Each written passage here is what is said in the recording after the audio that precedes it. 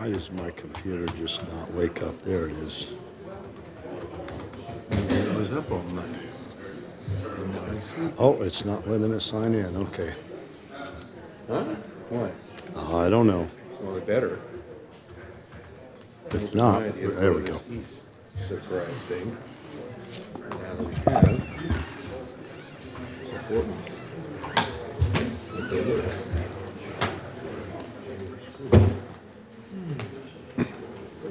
Okay, have you staked your territory out? Yeah, mostly.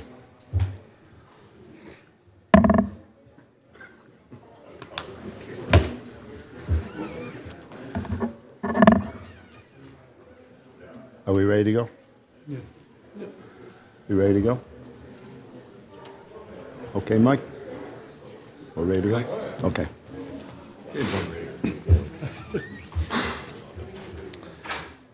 Good evening. Good evening. Is it Mike working? It is working. Okay. I call the order to the September 24th regular meeting of the Hermosa Beach City Council at 6:05 p.m. And we have two volunteers, Bella and Emery, that would like to lead us in the Pledge of Allegiance. Would you like me to bring down a microphone for you? No? Okay, you can do it right from there. That's fine. Step right up. There we go.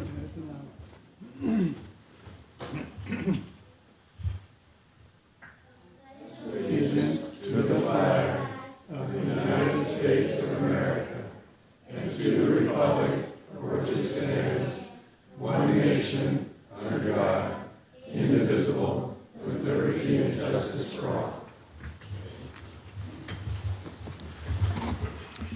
Thank you very much. Madam City Clerk, could we have a roll call? Councilmember Massey, Here. Councilmember Jackson, Here. Councilmember DeToy, Here. Mayor Pro Tem Seaman, Here. Mayor Francois. Here. You have a quorum.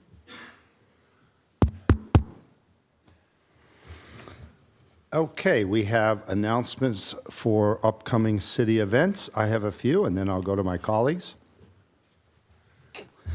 Locale 90254, Oktoberfest, the Hermosa Beach Chamber of Commerce and Visitors Bureau will host Locale 90254, Oktoberfest, featuring vendor tents, music, carnival rides, and more throughout downtown Hermosa Beach. And that's on Saturday, September 28th to 29th from 12 noon to 8 p.m. For more information and event times, visit hbchamber.net. And I'd like to take this time to celebrate National Hispanic Heritage Month, which takes place each year from September 15th to October 15th. This month is dedicated to honoring the diverse history of generations of Latinos whose aspirations and achievements have shaped the soul of our nation. Tonight and throughout this month, we salute the vital contributions of more than 62 million Latinos who help make our nation, our city, stronger every day. And I will be hosting a mayor's town hall open forum, open to anyone, and that will be down here at City Hall on Monday from 6 to 8:30. The city manager will be present for the beginning of the meeting to answer any questions people may have on general operations, and then we will open it up to a forum for anyone to talk about any issues that concern themselves. We want to hear from you, and that's what's happening then. Okay. Do any of my colleagues have announcements? Yes. I do. Myra, could you put that up? Right. I'll wait just a moment. Is the microphone working? Yeah. Okay. I'm waiting for Myra. Oh, there we go. I would like to just once again remind everybody in the city that on Saturday, October 5th of this year, the Comedy Cantina, which is the Hermosa Beach Sister Cities Association Gala fundraiser, will be taking place at St. Cross Episcopal Church, 1818 Monterey Boulevard in Hermosa. Tickets are $100 a piece. There is a QR code. Oh, can't see. Oh, yeah, it's on the bottom down there. But there's a QR code that you can get to find purchase information, or you can go on the Hermosa Beach Sister Cities Association website and find out some more information. It's going to be fun. It's called the Comedy Cantina. There's going to be comedians there from the Comedy and Magic Club. It's music, food, dancing, two auctions, a lot of fun. So I urge everybody to come and support the Sister Cities Association. I appreciate your time. Thank you. Thank you. Anyone else on here? Councilmember Seaman, what's the website? Just to share with folks. It is the Sister Cities Association website. I think it was on there. I just closed it out. Let's see. It is officially www.hb, not slash, but dash, sistercity.org. HB dash sistercity.org is the website. Thank you. Thank you. Anyone else? Okay. Moving on, do we have a closed session report this evening? No, Mr. Mayor. Okay. Up next is the approval of the agenda. We have been asked to withdraw item 13D. That's the consideration of a resolution expressing opposition to Senate Bill 450. The item is no longer needed.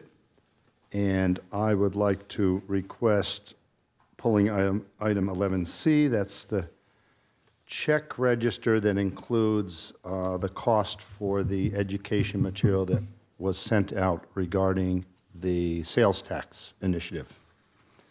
Any other members have any other items to be pulled? Mr. Mayor, motion to approve the agenda noting 13D and 11C, those modifications. Second. Okay, there is a motion and a second. Could we have a vote on that, Madam City Clerk?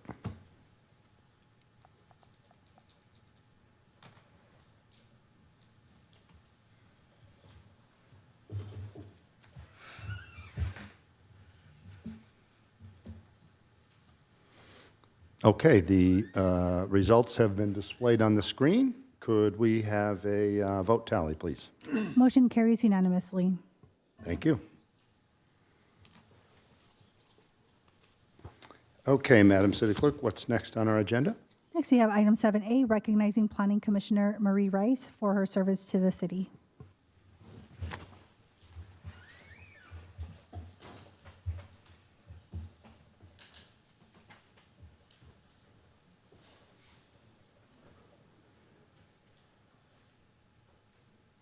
Oh, I don't see a microphone. Here we are.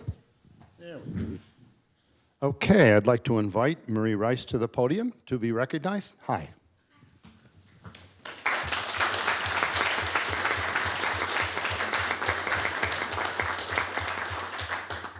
Well, congratulations on your terms serving on our Planning Commission. So we have a few people that would like to speak. Let's start with Director Tai. Could she come on up? Thanks. Thank you. Thank you, Commissioner Marie Rice. It has been an incredible honor to work with you, and I wanted to direct my comments to you first. So thank you so much for the years you've served, and then I'm going to address the public. Thank you, Mayor. Thank you, members of the City Council. And so tonight we're here to recognize our outgoing Planning Commissioner, Marie Rice. Marie has served on the Planning Commission for 8 years, starting on February 9th, 2016. And during that time, she has left an indelible and permanent mark on the way the city has grown and changed and evolved in the last 8 years. I will say, before I get to the list of items that Marie had a role in playing, I will say, in terms of first impressions, when I joined the city nearly 2 years ago, I met one-on-one with all of the planning commissioners to understand the backgrounds and everybody's passions. And Marie immediately struck me and at her absolute level of precision and exceedingly high quality for the work she would be expecting that my department would produce. And that there was absolutely no mistake about that. And I hope we were able to, in the time I was able to work with Marie, we were able to live up to those expectations.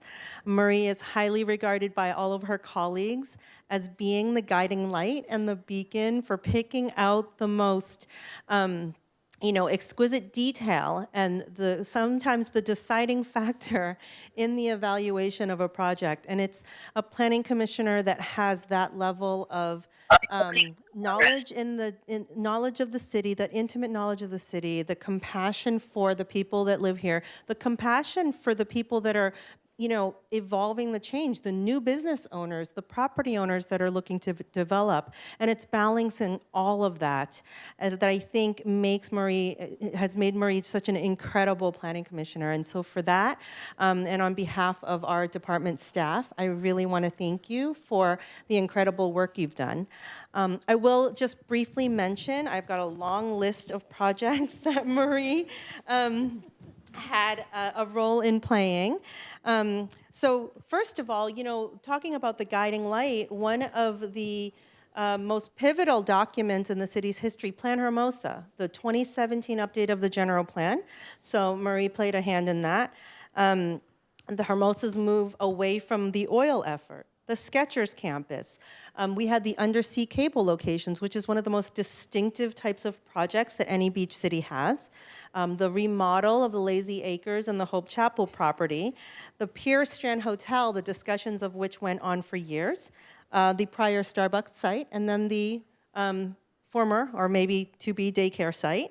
The comprehensive zoning code update that was kicked off 2 years ago. Hotels near the beach, S&W, the 10th Street Hotel, H2O Hotel, the accessory dwelling unit ordinances, short-term vacation rental pilot program, countless annual, triannual conditional use permit reviews.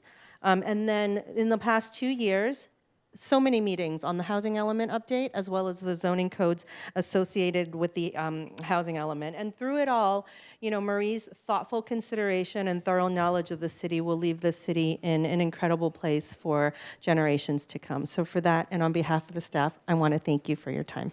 Thank you.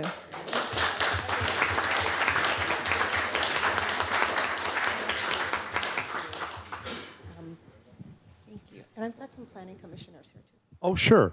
Why don't we have some planning commissioners, if anyone wants to come up and say anything? Absolutely. The chair, and then we'll go to Commissioner Eisen. Okay. We have the chair of our commission. Thank you. Congrats. I'm Dave Peterson. I'm the current chair of the Planning Commission. I don't have any prepared remarks, but I don't really need them.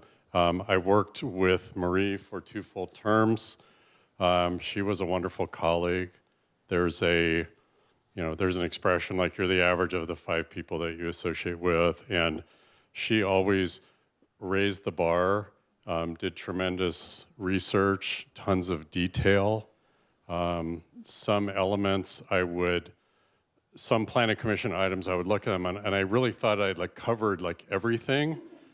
And then in the debate, she would always find some detail, something in the report in page 23 of the drawing, elevation 2, that I missed. God. So you couldn't out Marie. But she was just a wonderful colleague. I know that she's doing great things in her life now, and I'm thankful to her. And on behalf of the city, just very thankful that you gave so much of your time to us and for us. So thank you. Mm-hmm.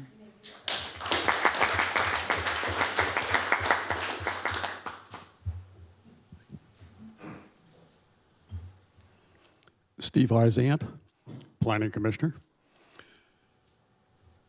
We've had to work a lot harder since you left, because when we get these documents that are about that thick from Director Ty and her staff, we used to be able to say, well, we know Marie's going to know exactly what's on page 347, and now we actually have to read them and do the work. So I will echo my chairman friend, and with Director Ty in terms of your preciseness, your attention to detail.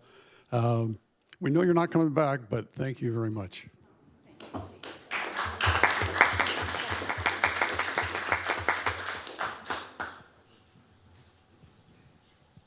So I didn't serve on the Planning Commission with Marie, so I don't know how good she was or not, but I served on a lot of things with Marie, and I want to thank her for all of them, including oil. And I also want to make sure that people understand the important information tonight is to get the name and location of the winery that you'll be opening soon, I hope. You'll be the first to know, George. Thank you.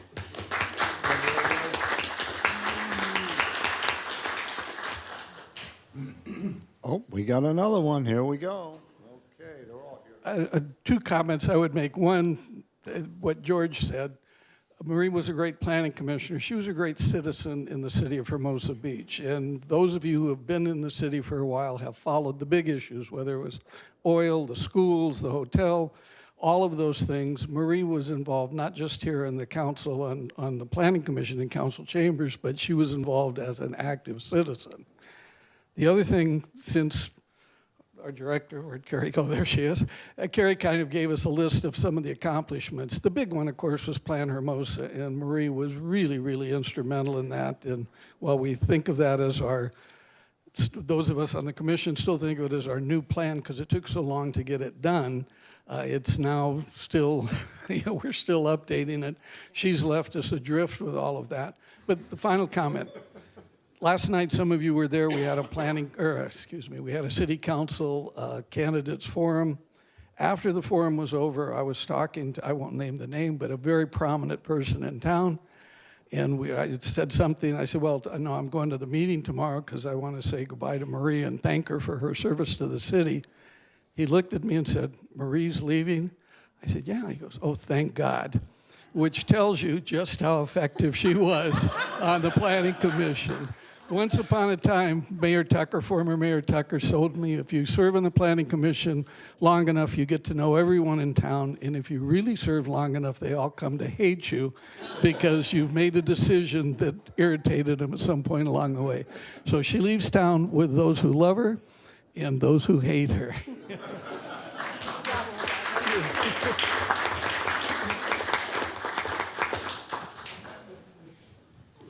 Thank you so much. Now, I believe we have our Chief LeBaron that would like to say a few words.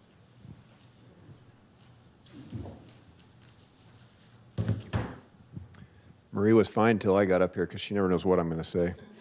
Yeah, I did it, but nobody here was listening, so we're doing it again. Marie has a special place with everything that was talked about in her role on the Planning Commission, but she's also been a member of our Police Community Advisory Board.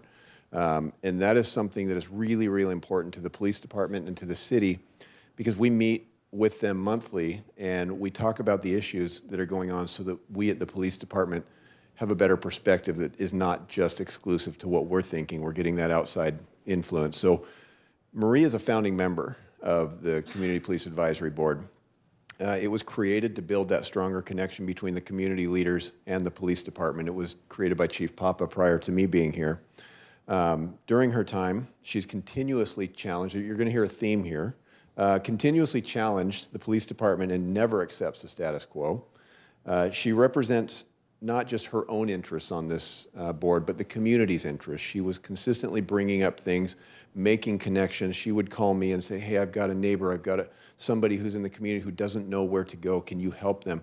Doing exactly what we would want, which is being a resource for everybody out there. She's represented her community by hosting National Night Out events. She's had block parties. She's had special things that have had to happen where the police department needs to be involved. She's worked with 2 separate police chiefs, an acting chief and an interim chief, so 4 total during that time.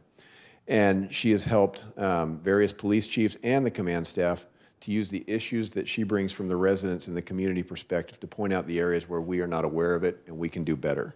So for that, we thank her. But I also want to take a minute and just talk about her role on the Planning Commission as it pertains to the police department. And y'all stole my thunder I remember one of the first times Marie and I interacted, and she was always very careful. I'm calling you as a planning commissioner now. I'm not calling you as a CPAB member, because she never wanted to cross those.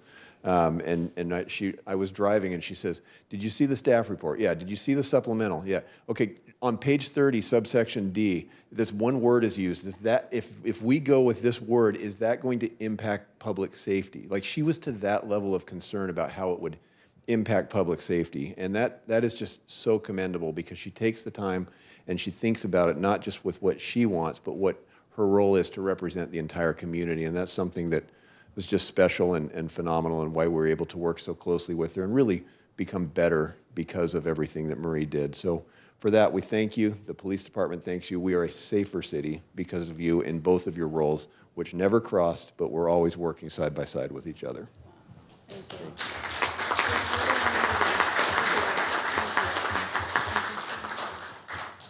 Thank you, Chief. We do have a plaque from the State Senate, and I don't believe we have Lawyer Pizer Maines here from Senator Ben Allen's office, but we have a beautiful certificate of recognition for your outstanding years. And as chair for 2 years, participating member of the Police Chief Citizens Advisory Board, hard work, initiative, volunteerism, and leadership sincerely appreciated. And that's from the State Senate. And then we also have a plaque from the city recognizing your 2 full terms. And I'll tell you, all these speakers stole all my thunder, but I've got to tell you, you are a citizen, a model citizen, a model commissioner. The amount of work that you put into things before those meetings, watching those planning commissions meetings, you could tell, man, you were on it. You were on it. So thank you for your service. First, what we'll do is see if you'd like to say a few words, and then after that, we'll come up and do some group photos. Really no words. Thank you, Mayor. Thank you, city staff, Suja, Pat, my wonderful colleague on the Planning Commission, council, and everybody here. Just thank you. It's been an honor and a pleasure to serve with you and among you. And I do feel like we were better than the sum of our parts. And I will truly miss Tuesday nights and the over-under bets. So, and I will be watching, because I can find you up there. So thank you. Thank you so much. Thank you.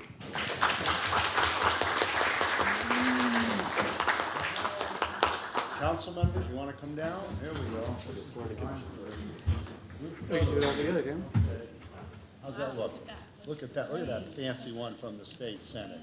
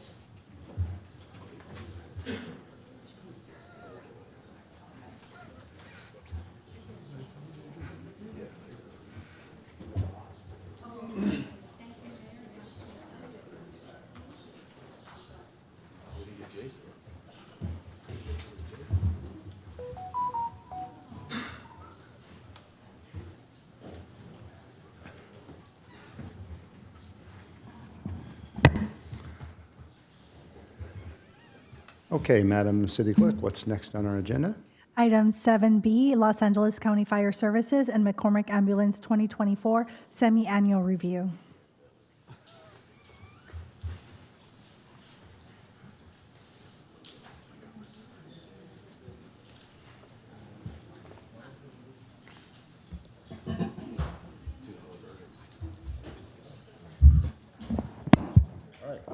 Follow that.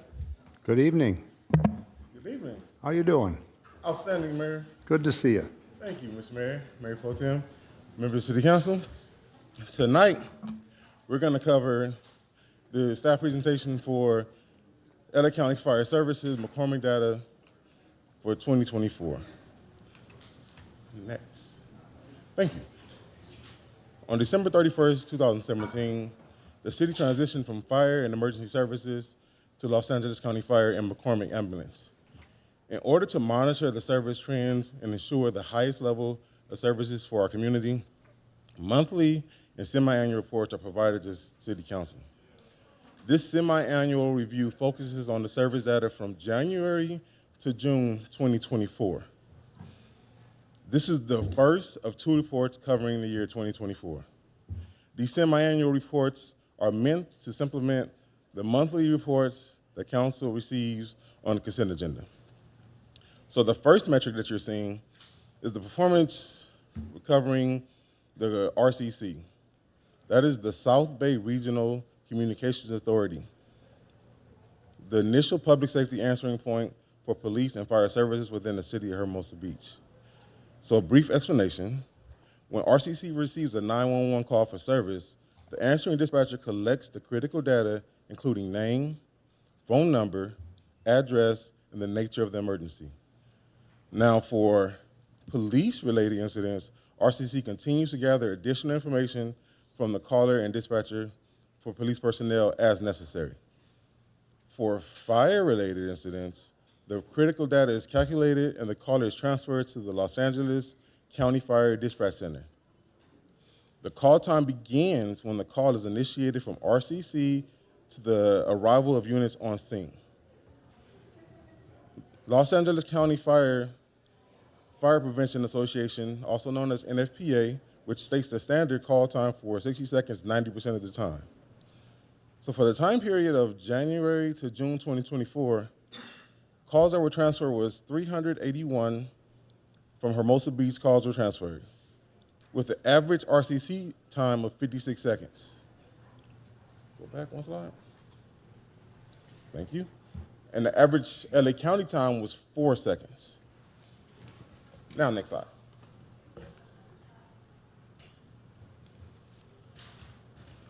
The second performance indicator that we're recovering this evening is the Los Angeles County Fire Department defines the average response time as en route to each incident. For the 903 incidents within the semi-annual report, the total average response time was 4 minutes, 32 seconds. NFPA stipulates that EMS calls, responding units must arrive on scene within 8 minutes and 59 seconds, 90% of the time. During the same period, LA County Fire and the city of Hermosa Beach had an average response time of 4 minutes, 10 seconds for emergency calls. Next slide. Los Angeles County Fire Station 100, next to us, is responsible for our annual business inspection program. Of those fire inspections, 577 passed, 55 were vacant, 8 were closed, with a grand total of 640. Next. McCormick Ambulance. McCormick Ambulance is the city's medical transport service provider, and they work closely with Los Angeles County Fire on calls to local hospitals as needed. According to the contract terms, the responsible time for a Code 3 incident where responding emergency units are driving with lights on and sirens pursuant to a life-threatening emergency must not exceed 8 minutes and 59 seconds. That's for a Code 3. For a Code 2, the response time must not exceed 15 minutes, 0 seconds. Next slide. During the 6-month recording period, McCormick Ambulance conducted 382 transports and were counseled 255 times. For a detailed breakdown of the 2 different code types, a Code 3, 94 within allowable time, 47 delay responses. For Code 2, 228 within allowable time, and 13 delay responses. With that, Mr. Mayor, that concludes staff's presentation for the day. I'm here for any questions. In addition to myself, we have Chief Wade from LA County Fire and David from McCormick. Thank you very much for that presentation. Nice and brief, to the point. Anyone on my left have any questions, comments? Okay, anyone on my right? Yeah, Councilmember Massey. Thank you, Mr. Mayor. Madam Clerk, can we put the presentation back up in the first slide, please? Mo, my question is, the NFPA metric is a certain response time 90% of the time, and what we're measuring in the charts that we were showed were average response times. Are we meeting the NFPA standard? Yes, so can you go to, or did you mean for fire or McCormick? For fire? For both. So the first two Yes. slides, if we could, I think this slide. So Okay. 60 seconds, 90% of the time, and we're given the average response time. Did we meet the NFPA standard on this call transfer time? Yes, sir. What I can also do is get you data just so you know where it is, like what percentage. So if it's like 95%, 99%, 100% example. Okay. So I can follow up with that. In the future, I think that is helpful because when you give us the benchmark, but then we're measuring average, right? This is 90% of the time versus average. The two often don't compare exactly. Makes sense. Can we go for the next slide? All right, so this one has, the NFPA standard is 8 minutes, 59 seconds, 90% of the time, and we're given the average again. Are we meeting the NFPA standard for this? Yes. And this is specifically for EMS. So as you can see, the second line where it says rescue EMS, which is 410. So that's the average, but for sure, we are definitely meeting 90% of the time. Okay. And then, Madam Clerk, can we go forward one or two? It's the slide, not this one, not this one, this one. Are we meeting the standard here? So we have 322 within the allowable time, 60 that were delayed response for Code 2 and Code 3. Are we meeting the standard here? I'm going to invite David from McCormick up to answer this question. Okay.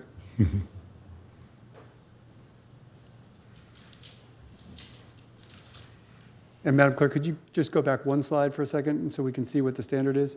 According to contract terms, there we go. Units driving with lights and sirens within 8 minutes, 59 seconds for Code 3, and then for Code 2, 15 minutes, 0 seconds. And so if we go to the next slide, and this is the one that I had a question about. Yeah, good evening.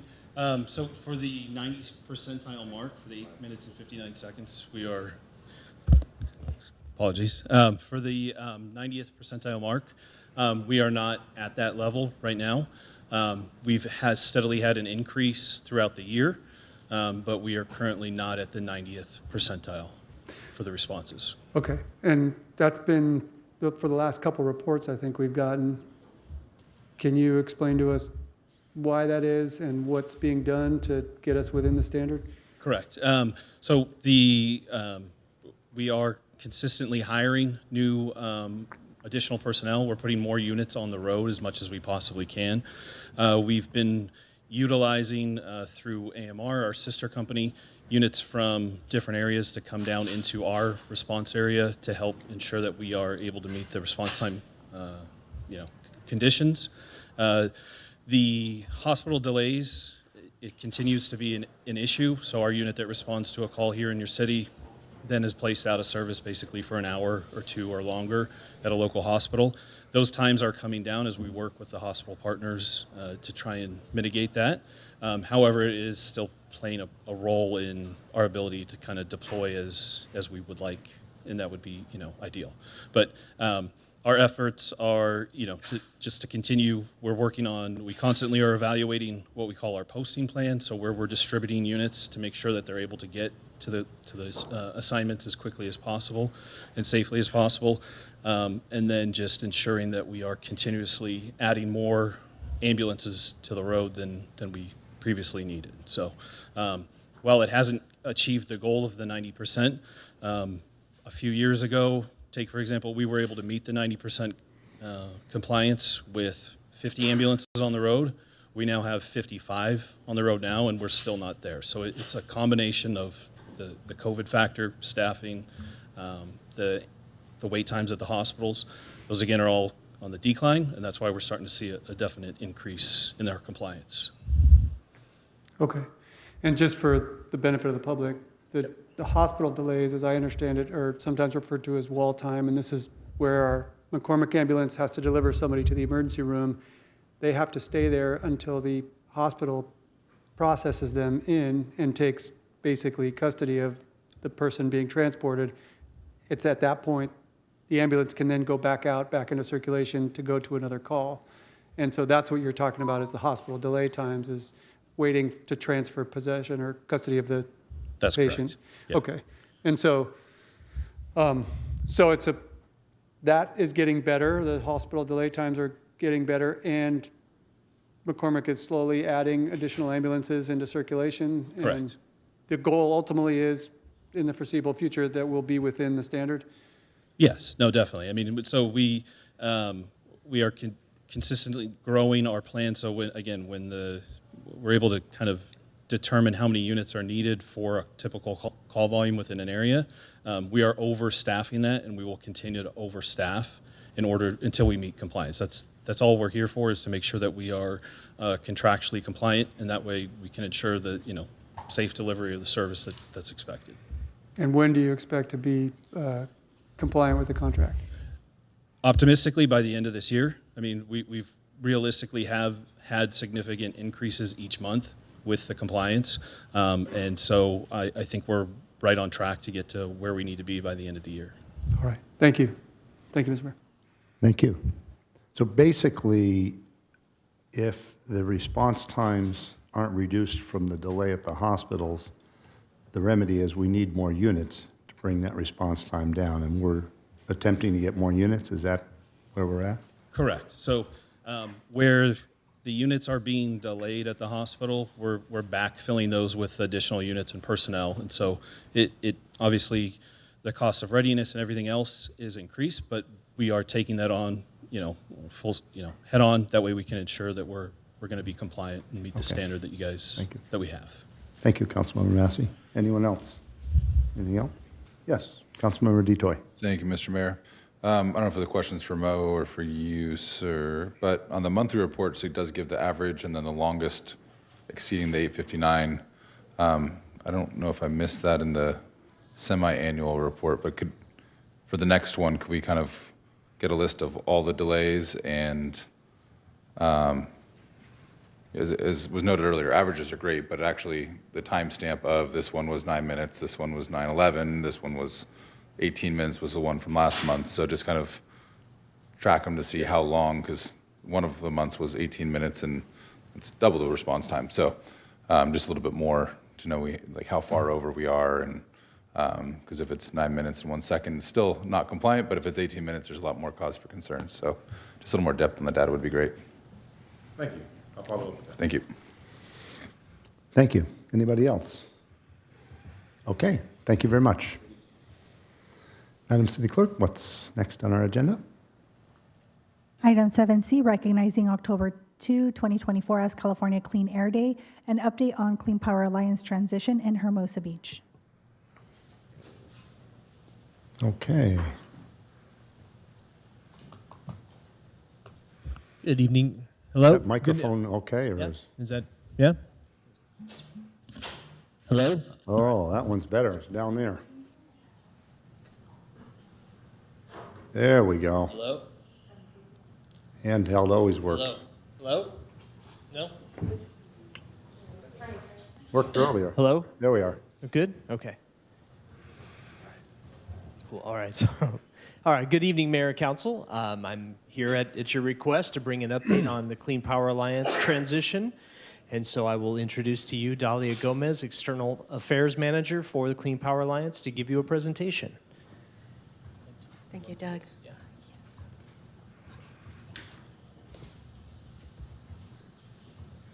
Good evening, Mayor Francois, council members, Good evening. city staff, and community members.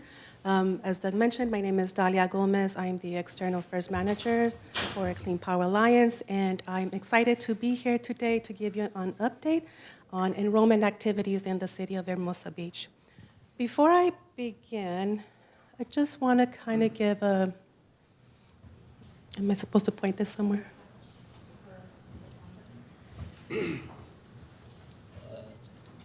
Oh. There we go.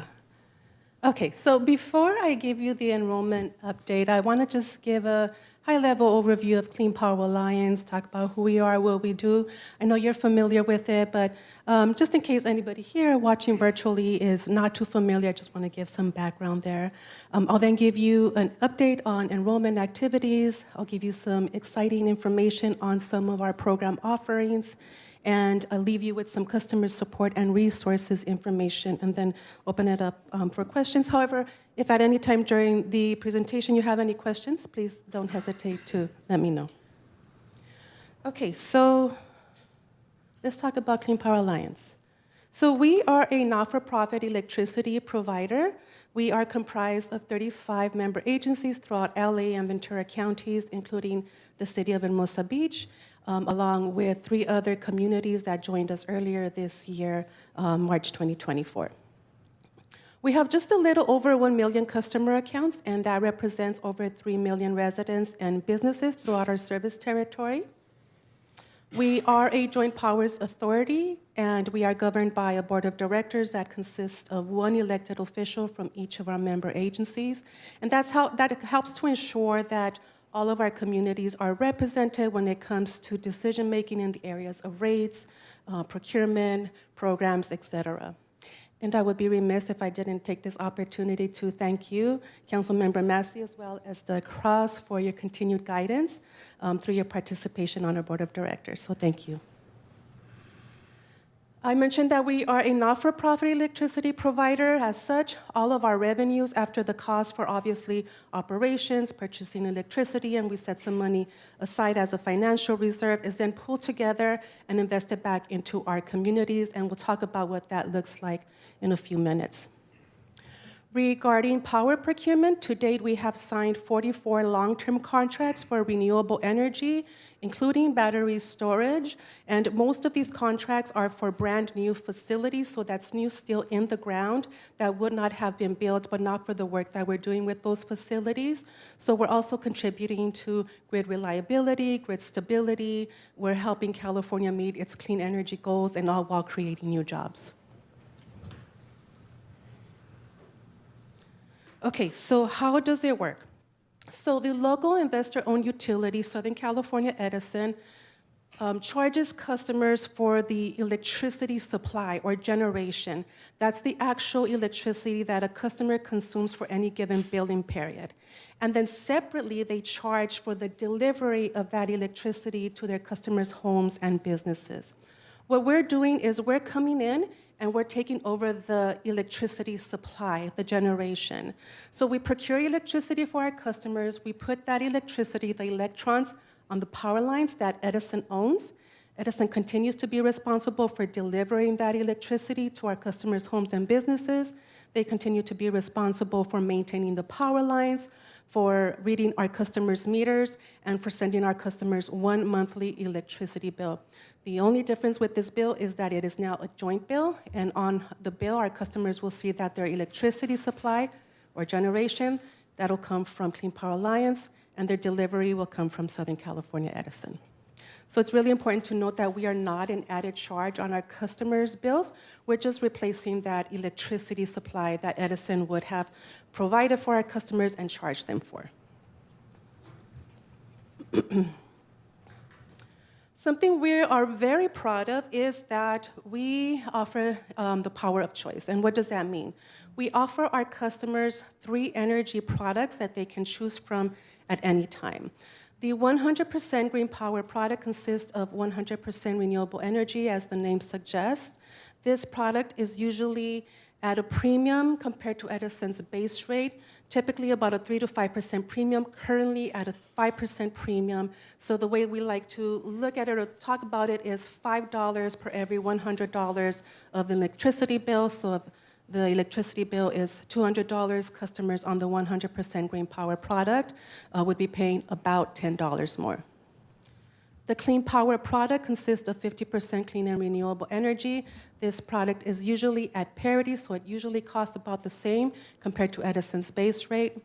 And the lean power product consists of 40% clean energy, and this is our most economical energy product, usually at about a 1 to 2% discount compared to Edison's base rate.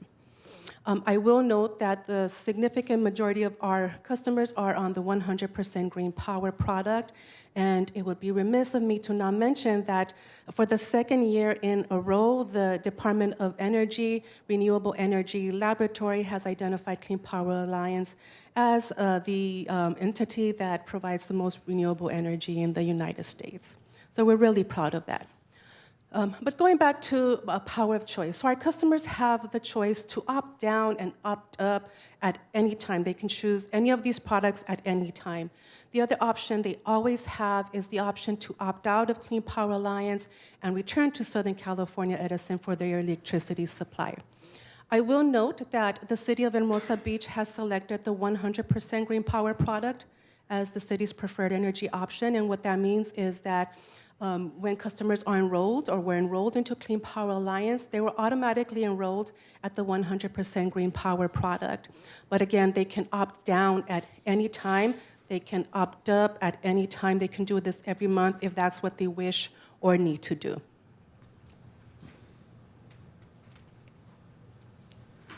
Okay, so let's talk about enrollment activities in the city of Hermosa Beach. 6.6% of customers in Hermosa Beach have opted out of Clean Power Alliance. So the participation rate for the city of Hermosa Beach is 93.4%. For residential customers, the participation rate is 93.1%. For non-residential customers, the participation rate is 96%. I will also note that about 3.2% of customers have opted down to the lean or clean power product. And you can see on the right, that table shows that 2.6% customers are on the lean power product, 0.6% on the clean power product, and 96.8% on the 100% green power product.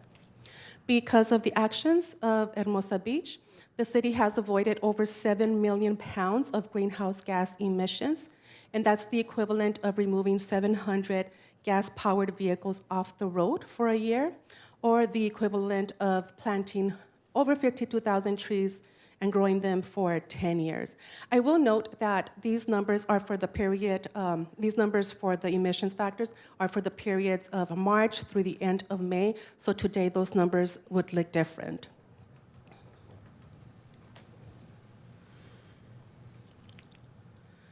So I mentioned that we invest in our communities, and one of the ways that we invest in our communities is by providing programs for our customers to participate in.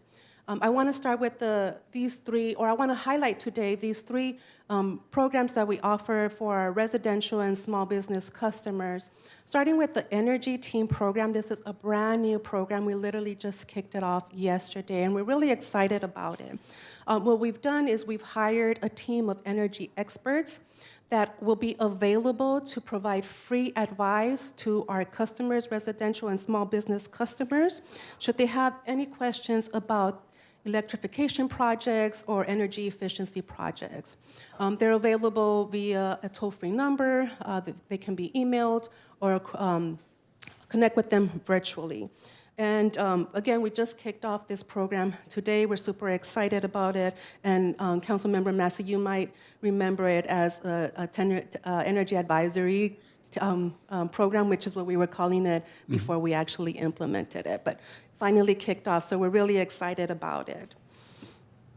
In addition to asking questions, how do I begin to install my EV charger at home or a heat pump at home, they can also offer information if there are any rebates that are local, state, or federal, point them towards that direction and help them through that process. They can provide referrals for contractors and also review bids from contractors for our customers. The Sun Storage Rebate Program is a customer for our residential customers. As the name suggests, it's a rebate of up to $1,000 for customers who implement a battery storage system at home. We are, as I mentioned, providing a rebate of up to $1,000. We're accepting applications on a first-come, first-served basis, and we're accepting up to 1,000 applications. And then lastly, the Power Response Program. This is a demand response program that incentivizes customers to minimize their electricity usage at times when energy demand is unseasonably high, which can create stress on the grid. So what we do is we provide a financial incentive for customers to sign up for the program, and then we provide a financial incentive for customers to participate in the program every year thereafter. The goal here is to minimize stress on the grids, to create grid stability, to minimize harmful greenhouse gas emissions, and to encourage customers to participate, to minimize their electricity usage while saving money. Okay, here we're highlighting two programs that are focused to support our member agencies. The Energized Communities program is a sustainability and decarbonization program. We're working closely with the cities, the counties that we're working with to identify sustainability and decarbonization programs that we can help support up to $250,000. There are different pathways to participate in the program and also an opportunity for additional funding, but we are working very closely with your city to identify how we can best support your sustainability goals through the Energized Communities program. And the Power Ready program is a resiliency program. What we're doing here is we're identifying a building in the community that has a critical community need. We're coming in, we're installing solar panels and backup batteries so that in the event of a power outage, that building can continue to operate. We are working closely with the vendor who will build, own, and operate this facility for 20 years. We pay them for the output of that facility at no cost to the city. And here again, we're also working closely with the city to identify if this is a program that the city can benefit from.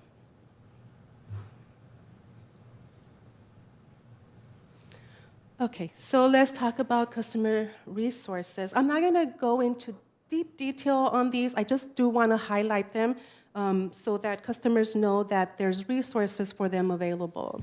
We do have a bill comparison calculator tool online that customers can access at any time.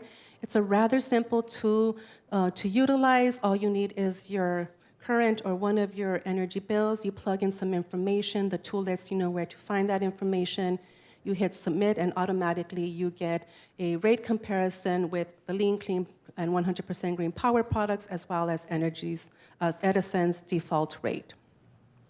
That's available online. We all know that electricity bills can be pretty complicated to read, so hopefully with the fact sheet that can be found online, customers can understand a little bit of how to read their electricity bill. I'm going to skip this next one and come back to it. Online, we also have a lot of answers to many of the most frequently asked questions.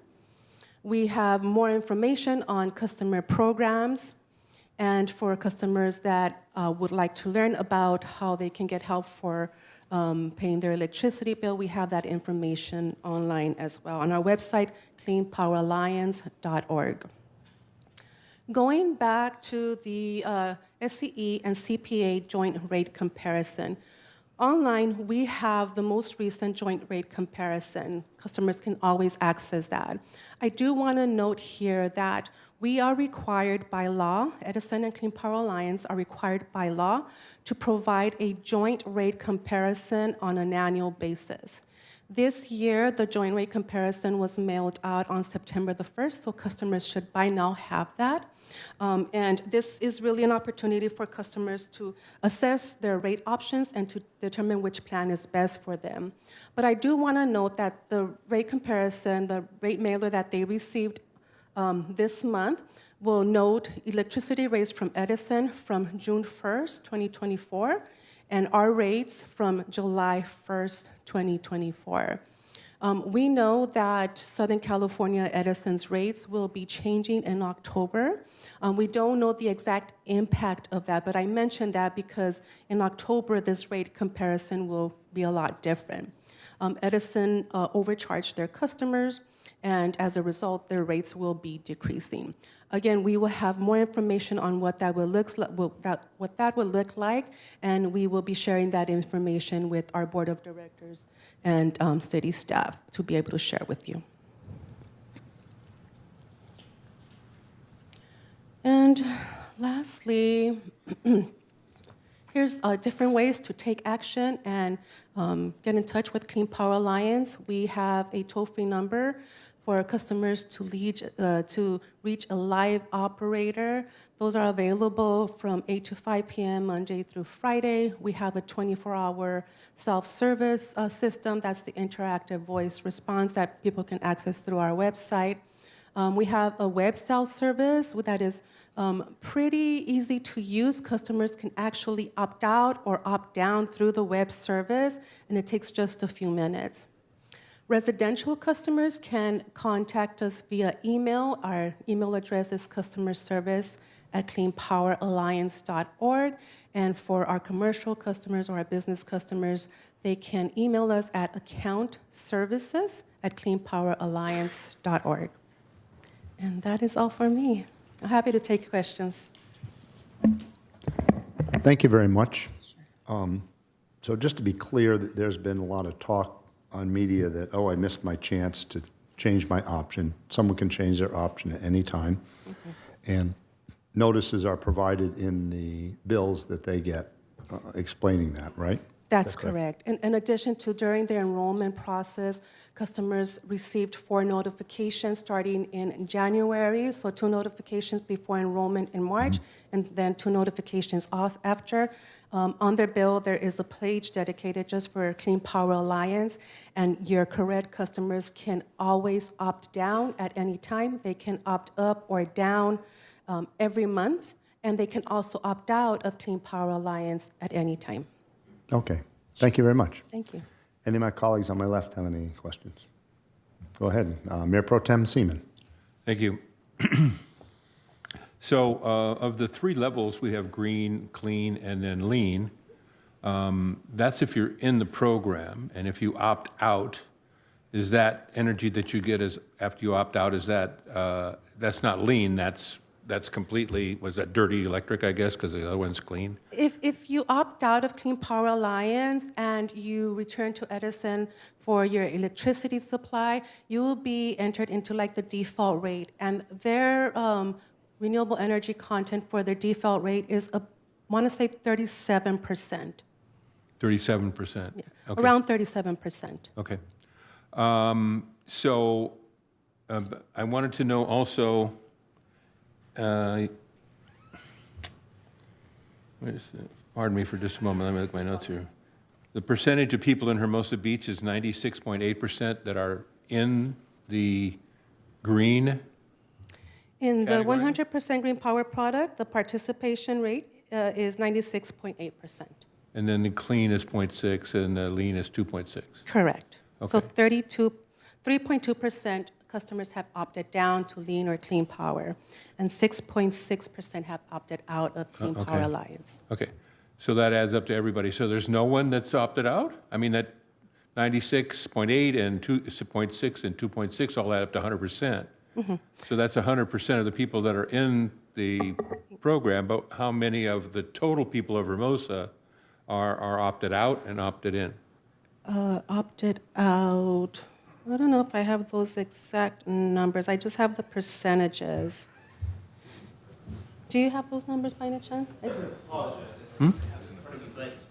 It's, Oh, here it is. I didn't hear I'm it. I sorry, was here it listening is, for it. I yeah. didn't hear it. So for 100% green power, we have 9,473 customers.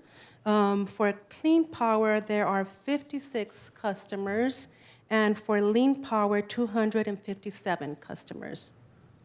Okay, we have 9,473 total in Hermosa, right? Total electric Overall, we have 90.4. customers? Say again? Overall, 93.4% of customers are still in the program, so 6.6 have opted out. The overall participation rate for the whole city of Hermosa Beach is 93.4%. Okay, the total number of customers, though, was how much? Total number, 9,786. 9,700. There are about 10,500 eligible customers in the city of Hermosa Beach, so some of those have opted out. Okay. All right, thank you. You're That's all I have. Mayor Pro Tem? Mayor Pro Tem? Did you want to see that slide up? There was a slide that she Yeah, had. I was looking for it. I'm sorry, I Yeah. guess I missed it. No, it's okay. It went pretty quickly. There we go, yeah. And I'm looking at it in front of me too. Actually, yeah, I was, okay. I was focused on the chart over here and didn't quite get up to the top. 93.4%. Okay, great. That answers my question perfectly. Thank you so much. Thank you, that's a great question. Thank you. Yes, Councilmember Detoy. Thank you. And then I was already in Edison's 100% renewable, so you did not force me to go into CPA because those rates are actually lower. Yes. They are not offering those rates to anyone new, though. So those are part of the 6.6% Yes. that have opted out as well. Yes, and we actually made a decision early on to not even give you the notifications. You're on the 100% green rate for Southern California Edison, whose rates are cheaper than our 100% green power product, so it would make no sense for you to pay more for the same product. Thank you. Thank you, Sure. Mr. Mayor. Thank you. Anyone on my right? Councilmember Massey. thank you, Dahlia. Thank you, Doug, for attending the meetings when I'm unavailable. And I would just encourage folks to understand the value of the sun storage rebate program and some of the other programs. Not only can the city take advantage of them, and they will, and we're going to talk a little bit about one aspect of that later in tonight's agenda, but the incentive programs for residential customers, the sun storage rebate program in particular, it's a $750 rebate for installing a home battery. And anybody who pays close attention to what's happening with electric rates right now knows that the time of use rate for 4 p.m. to 9 p.m. is the most expensive electricity that you can pay for. And if you look at your bill, if you're doing your laundry or whatever it is during that time, that's the most expensive power, because what happens is simultaneously the sun goes down and our solar generation statewide goes offline. So we have to crank up natural gas power plants in Nevada and Utah and elsewhere out in the desert. And at the same time, everybody comes home from work, cooks dinner, turns the TV and all the lights on, et cetera, until they go to bed at around 9 o'clock.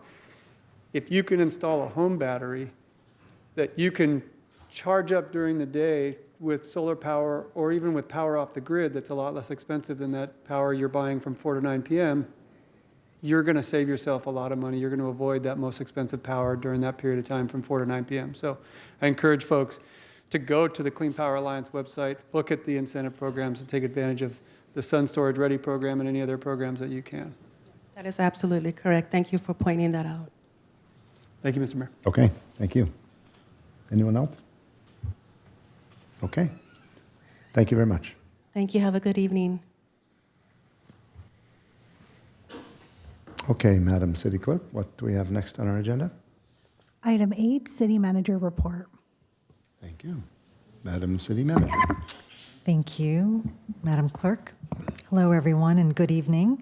I'd like to welcome new staff. It is a great pleasure to begin tonight's meeting by welcoming 2 new members of the Hermosa Beach team.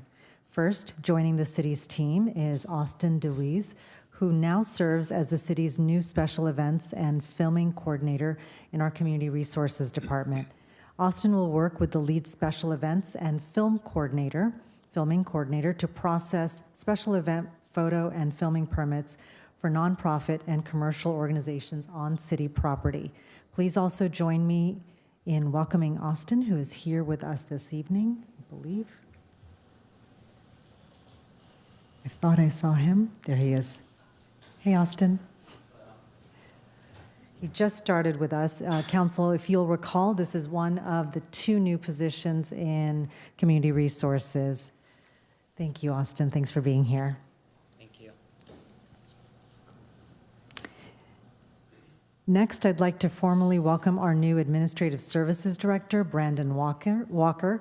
As head of the Administrative Services Department, Brandon will oversee the functions of our city's former Human Resources and Finance departments. Those functions still exist. I shouldn't say former.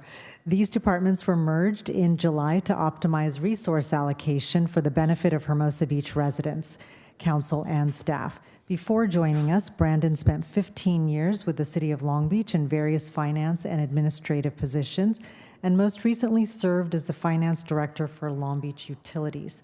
Welcome to the team, Brandon, and thank you for joining us this evening. Would you like to say a few words? Sure, thank you, Suja. Thank you, Suja. Mayor, members of the council, very, very pleased and thrilled to be part of the Hermosa team. As Suja mentioned, I'm leading the new Administrative Services Department. So settling in, this is week 2, and already I've seen the amount of energy and pride the community and city staff has for the city of Hermosa Beach. So beyond thrilled to join the team. I think, as a city servant, our highest priority is delivering high quality services to residents. And, 2 major components to that are human capital and financial resources. So really proud to be able to deliver the hiring the staff. You can't deliver high quality services without high quality talent. So my goal as a department director is making sure that we are a premier employer of choice within this region. Hiring in the public sector is very, very difficult, as you well know. And so our goal is to make the processes and the procedures efficient to be able to recruit and retain the highest quality staff possible to deliver those services to residents. And second, money. It always ends and starts with the money. So a major function of our department is helping manage the city's budget and finances. So again, it's making sure that we are spending in a fiscally prudent manner to be able to get the resources to deliver on the high priority projects and programs that the council and the community deserve. So again, beyond thrilled to join the team. Nice to formally be introduced to you all, and looking forward to working with you each individually over the next, hopefully, a few days, a few weeks. So thank you. Thank you. Welcome.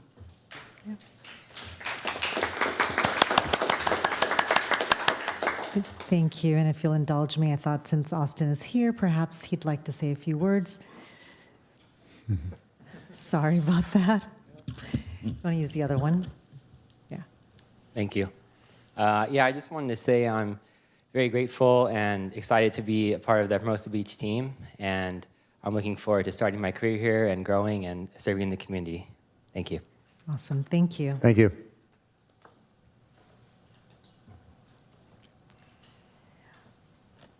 So on behalf of the city, I'd like to thank both of you for choosing Hermosa Beach. We're glad to have you on board, and we look forward to working with you.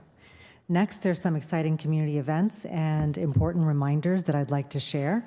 First, the South Bay Community Coalition Against Hate is currently hosting its annual food drive to collect food for Single Mom Project that distributes food twice per week to single mothers.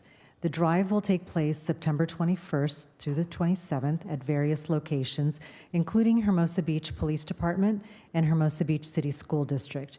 For more information, please visit United Against Hate Week's website. Next, we are once again calling on all Hermosa artists to submit their designs for the city's 15th annual parking permit art contest. I know it feels like it was just yesterday, but this is a new year.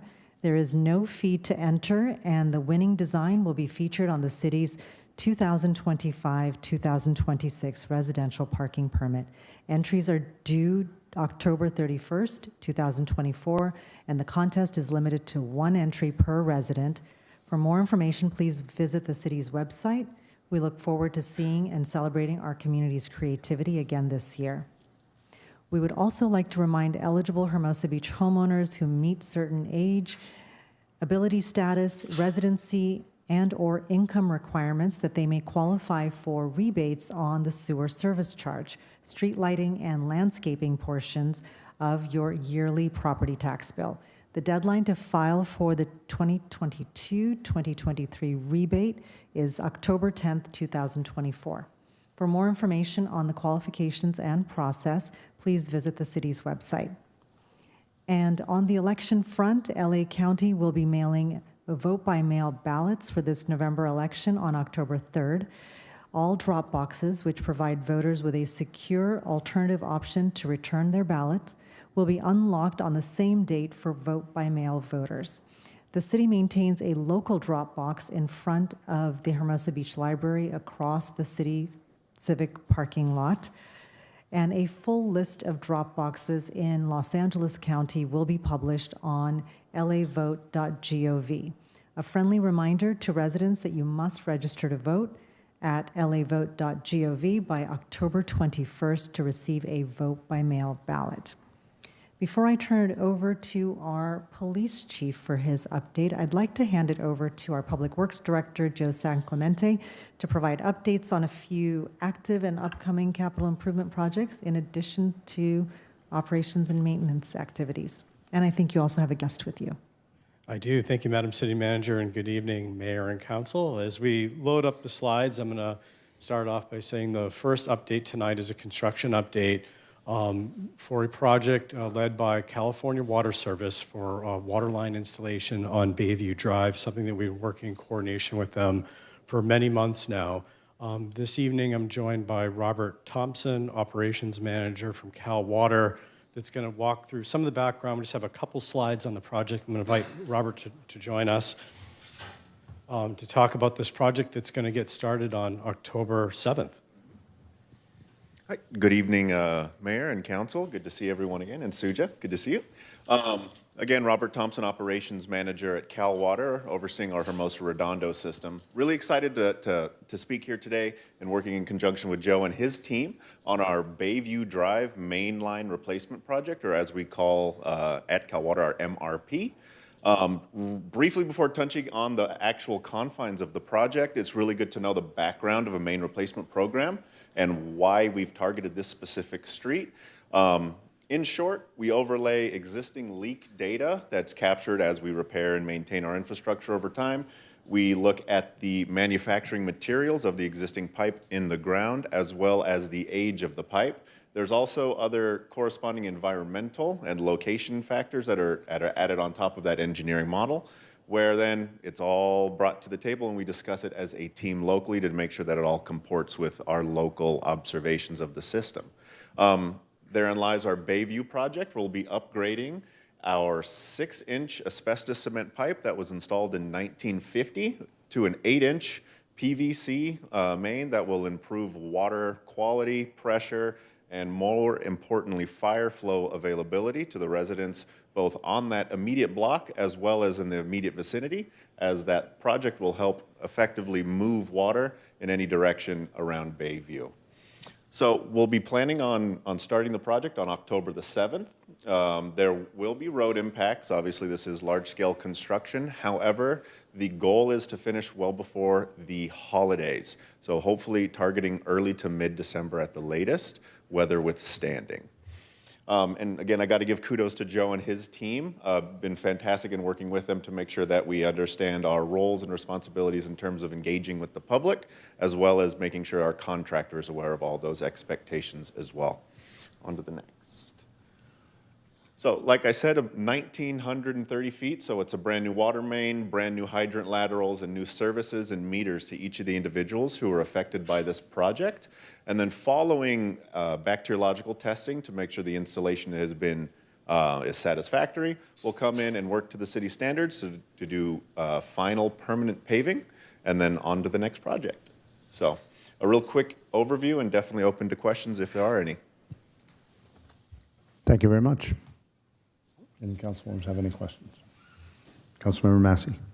Not a question, but Robert, just a quick apology because I misidentified you as your colleague Ralph when we spoke outside the council chambers. My apologies. No worries. Thank you. Thank you. Anyone else? Councilmember Detoy. Thank you. Bayview has a lot of access with garages. How long, I assume the whole project is going to be done in sections. Exactly. But how long is each impacted resident, an estimate, a week or a couple days? Metal plates go over afterwards so they can use that garage at night? Correct, yeah. So Can you it'll either walk be through that? plated or temporarily patched, depending on the phase of the project. And then it'll be stepped approach, one block followed by the next, followed by the next. However, in terms of access and egress to your property, I think the overarching message that we'd like to broadcast out there is if there's an issue, please bring it to the contractor's attention or bring it to Cal Water's attention. We can get it resolved.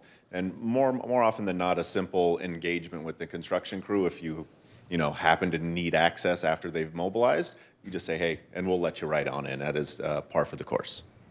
Okay, thank you. Of course, Councilor or Mayor Pro Tem Seaman. Thank you for your presentation, and I have just kind of a curiosity of the method in which you're going to do that. Will you be removing the old pipe in sections? In other words, so you dig up the area where your new pipe's going to go. Will it necessarily be where the old one is, or will you put in the new one, get it all ready to go, and then disconnect each lateral, reconnect the new laterals, and then abandon the old pipe? The latter, there we go. So no, we will be going with this industry standard practice of what's referred to as abandon in place. So the existing line will stay in service until the newly installed line passes all bacteriological sampling and is safe to use. At that point in time, services are connected, and the old services are properly abandoned, and that old line is physically separated underground from the system. So it's effectively a dewatered piece of pipe, and then everyone's shifted to that new system. So you do leave it in there? Correct. Yeah. Interesting, you said it was asbestos pipe, the original water line? Asbestos cement, correct. That is one of the most widely used construction materials for a water pipe in the entire country. Really? Wow. Because in houses, even back to the 40s and stuff, was always galvanized pipe. Galvanized steel, yeah. So all the, I guess from meter on is galvanized through the residence. It varies. But the Yeah, main line has always been asbestos. It varies depending on the location. On Bayview and specifically, it's asbestos cement pipe. But we have a range of pipes from plastic, steel, welded steel, ductile iron, you name it, depending on location and the need in the system. All these years, there's been no problem with the asbestos in the water or anything? Thankfully, our state regulators have had the forethought to require testing, and the entire history of testing of asbestos in water in Hermosa has come back non-detect, which is fantastic. And how long has that pipe been in service? Since 1950. 1950? Yeah. Wow, that's interesting. All right, great. Well, thank you so much for your time. Thank you, Council. Thank you very much. Thank you very much, Robert. And with that, I have a handful of other important updates I'd like to share with everyone this evening. I want to just touch on this past Friday evening. We partner with our partners at Caltrans for a signal pole replacement at PCH and 2nd Street. This work was completed as night work. There was a crash that involved a vehicle back in July. They put a temporary pole in place, and they had to put the permanent signal post and mast arm in. So we worked with them last week to coordinate the night work and reduce the impacts to traffic and shorten the duration of construction. Construction began about 10 o'clock at night, went to about 2:33 in the morning, or maybe 3:30, and they were able to get out there and maintain the flow of traffic on PCH and 2nd for most of the construction, except for a couple periods of time where they had to hoist up the mast arm work. So that work was completed Friday night into early Saturday morning, and there were no issues that we are aware of reported that happened that evening. Some operations maintenance items I'd like to update. Our South Park classrooms, we have 4 classrooms in the upper and lower South Park building where we have non-functional heating and air conditioning units. The team has been working on installing new mini-split systems so that all 4 classrooms have heating and air conditioning. We're working closely with community resources to adjust where the after-school programs are to accommodate that work and not interrupt the flow of that after-school program. We're hoping to conclude that installation by early next week. Other items, further update on Edith Rodaway Friendship Park improvements that have been underway this week. The team has been working close with the contractor on the removal of some of the mesh fence. The park has been closed since we started on the 16th. The full park closure will be extended to approximately October 2nd. If not, hopefully we can open it a little bit sooner. As we were taking down some of the mesh, there was some additional maintenance and materials items that we identified in construction, and some repairs that the team helped work on resolving before the new mesh could go into place. So we're looking at a potential full closure up to October 2, with partial intermittent closures going through about the third week of October. But that work is still underway. Utility box wrappings, moving into capital improvement program projects. We've wrapped our 6 out of 24 boxes. This is on Aviation Boulevard.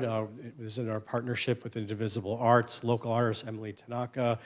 Hand-painted this box. This is down on Aviation, kind of across the street from Ocean Diner at 950 Aviation. That was completed on the 20th. So that project continues and more to come. I just enjoy sharing the art that's out there. Definitely go check it out. Our CIP 422 annual storm drains improvements, we will continue to provide updates on this. This is to link the storm drain on Ardmore at 5th Street to the county storm drain line. Construction is slated to start on Monday. There will be some intermittent lane closures required. We will maintain two-way access on Valley and Ardmore, but there are connections to the pipe required, so we'll maintain access with flaggers. On the Greenbelt itself, we will reduce access, but we will maintain pedestrian access, but to probably a 5-foot wide walking path, but we will try to continue access to the greatest extent possible throughout the duration of construction. That will continue likely through December, but we're actually hoping to be able to end in November. So I don't think we're going to need all the way to December, but to be determined based on weather. Finally, Clark Building renovations project. We are slated to begin construction October 7. We'd like to announce that on October 2, this is next Wednesday evening to 5 to 6:30, we are going to have a renovation launch open house at the Clark Building. We encourage folks to come and join us. We'll have some of the material boards. The contractor will be there and the engineering team to answer any questions about construction, as well as our community resources team to discuss what's to come when the building is open. There'll be light refreshments provided, so definitely please come and join us and help us launch this project successfully. CIP 624 Parks Master Plan. We have a joint Parks and Recreation and Public Works Commission meeting scheduled for Tuesday, October 29. They'll be held in council chambers where we will discuss the draft master plan report. So that will be coming soon, and that's the next step in the process before it comes for consideration for City Council. Finally, I'd like to land on CIP 623. This is the Pier Structural Inspection and Evaluation Project. About a year and a half ago, we completed some major structural repairs of the pilings, which are the columns under the pier, as well as a emergency deck panel replacement. We are working very hard to initiate the full inspection that is due on the pier. This is something that's due every 5 to 7 years, head-to-toe inspection of the marine structure per current standards. But there will be an emphasis on the deck itself, which was always known as the next phases of repairs that would likely need to be completed on the pier. So while we did complete a substantial amount of work, there is another round of repairs coming, and that's not likely to end with a marine structure. Right now, we're looking at likely mid-October. There's a chance that that schedule might get moved up. The first thing that you'll see is a boom lift on the sand underneath for close underdeck inspection, and then it's going to move on to a movable scaffolding system on the pier, as well as divers that will go down. The goal is to do all this work with minimal disruption to users and keep the pier open. There might be some intermittent temporary closures. We move equipment in, but nothing that would be long-lasting on the pier. The assessment is going to be going on for several months. First step is the inspection. We'll be working with our structural engineering team on the full evaluation and alternative assessment. Before we can really get into how we move ahead, we'll have to look at budgeting as well as the design and the lengthy permitting schedule before this can go into construction, which is likely still a couple years out. And we'll continue to provide more information as we have it on that. And with that, that concludes my updates, and I'm happy to answer any questions you have. Thank you. Any council members have any Questions? Okay, thank you very much. I guess next we have our update from our police chief. Yes, Chief LeBaron. Good evening.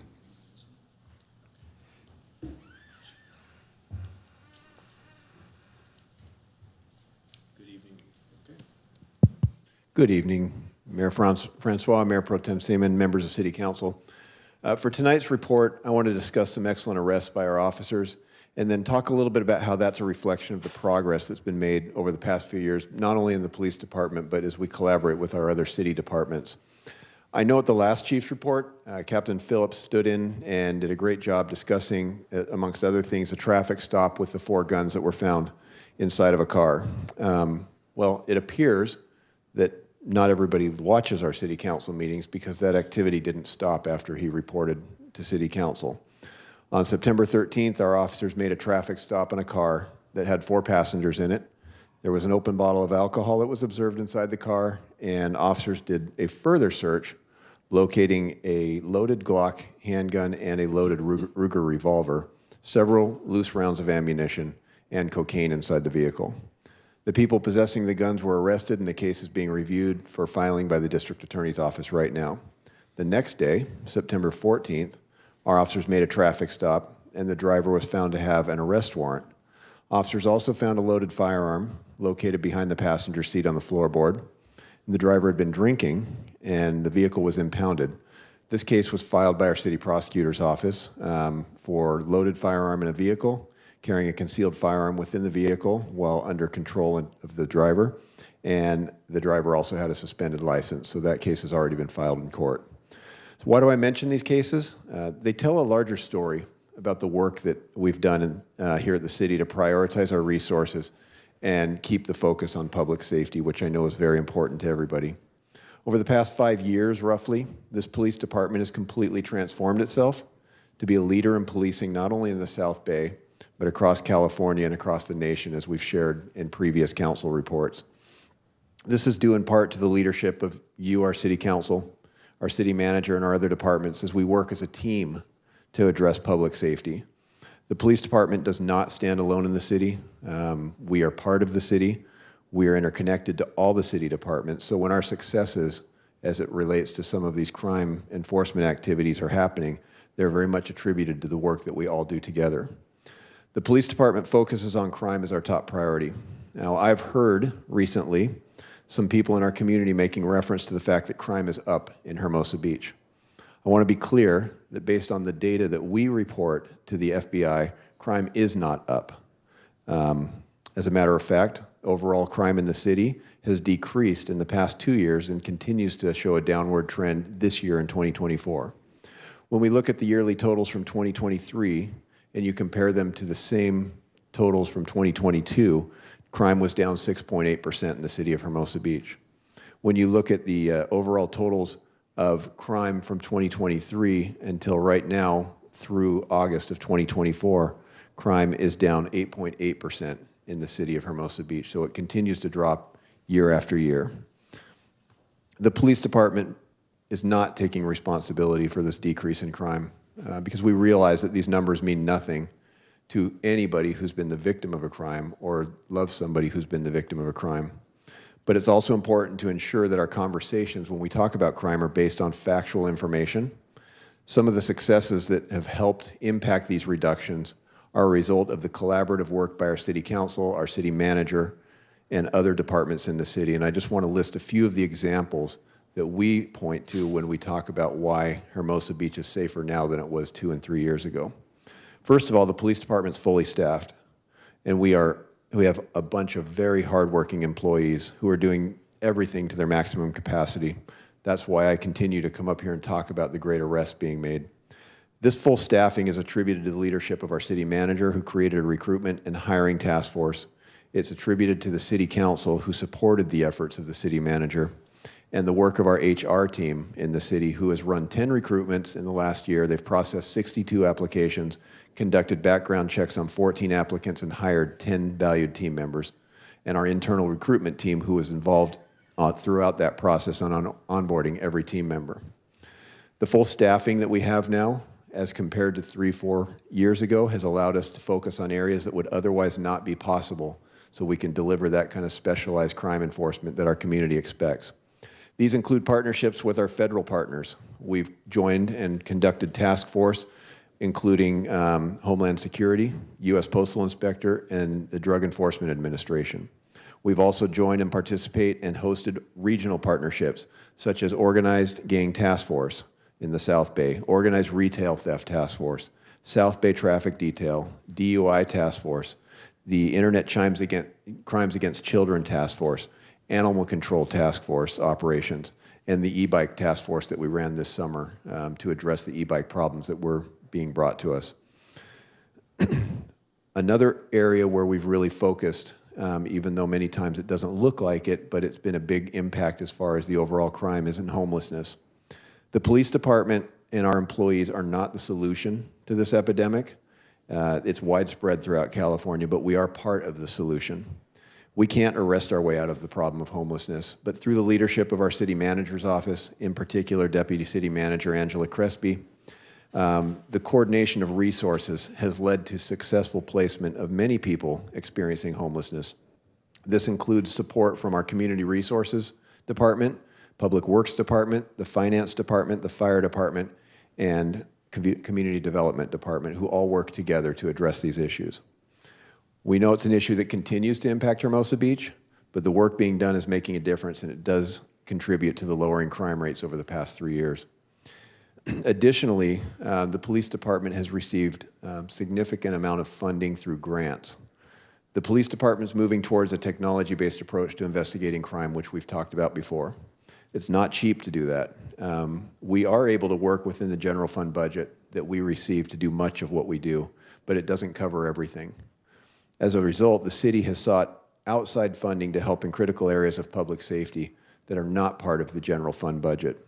This includes funding we've received from federal government to build a real-time crime center, our HB Cares team, which responds to homeless and mental health issues, the State Homeland Security Grant, which has provided cameras in the downtown area and continues to provide that over the next 3 to 4 years, an officer wellness grant that's allowed us to bring in resources to help our officers with mental health, an alcohol beverage control Office of Traffic Safety grant to address alcohol sales to minors, and the most recent grant that's actually on tonight's council, on the consent calendar for approval, is the California Office of Traffic Safety, and the grant that we received is for $80,000 dedicated to traffic enforcement and operations to reduce alcohol-related accidents and other primary crash factors.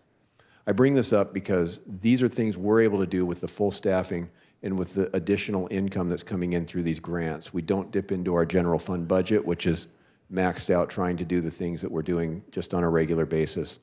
And finally, we've really developed some excellent training programs, and I want to share one of the things that our employees have brought forward and has become very successful. Our team recognized the importance of being properly prepared to address violent and confrontational situations. It was a national conversation during COVID, and it continues to be today. As a result, our subject matter experts who deal in use of force incidents developed a training program called Police Grappling and Control Techniques. We call it PGCT for short. Its focus is to teach officers how to use alternative force options when they're engaged in violent or resistive encounters. The training began in January of 2022, and at the time it was offered on a biweekly basis to all police department employees, and that's still the case. We have a requirement that all of our probationary employees attend all the trainings. Over the past 2 years, we've watched how that training has impacted our response in the field. And we've gathered critical data to compare to the 2 years prior to the start of the program. During the 2 years prior to the implementation of the PGCT program, we evaluated the use of force incidents involving Hermosa Beach police officers. They were analyzed, and in those incidents, it resulted in 6 officers being seriously injured. A total of 5,916 work hours, or 493 days, was lost where officers were not in the field because of those injuries. The city had to pay $275,000 in workers' compensation claims based on those injuries to get our officers back to work. When the training began in 2022, and then during the 2 years since that training, which includes 2022 and 2023, and even up until now.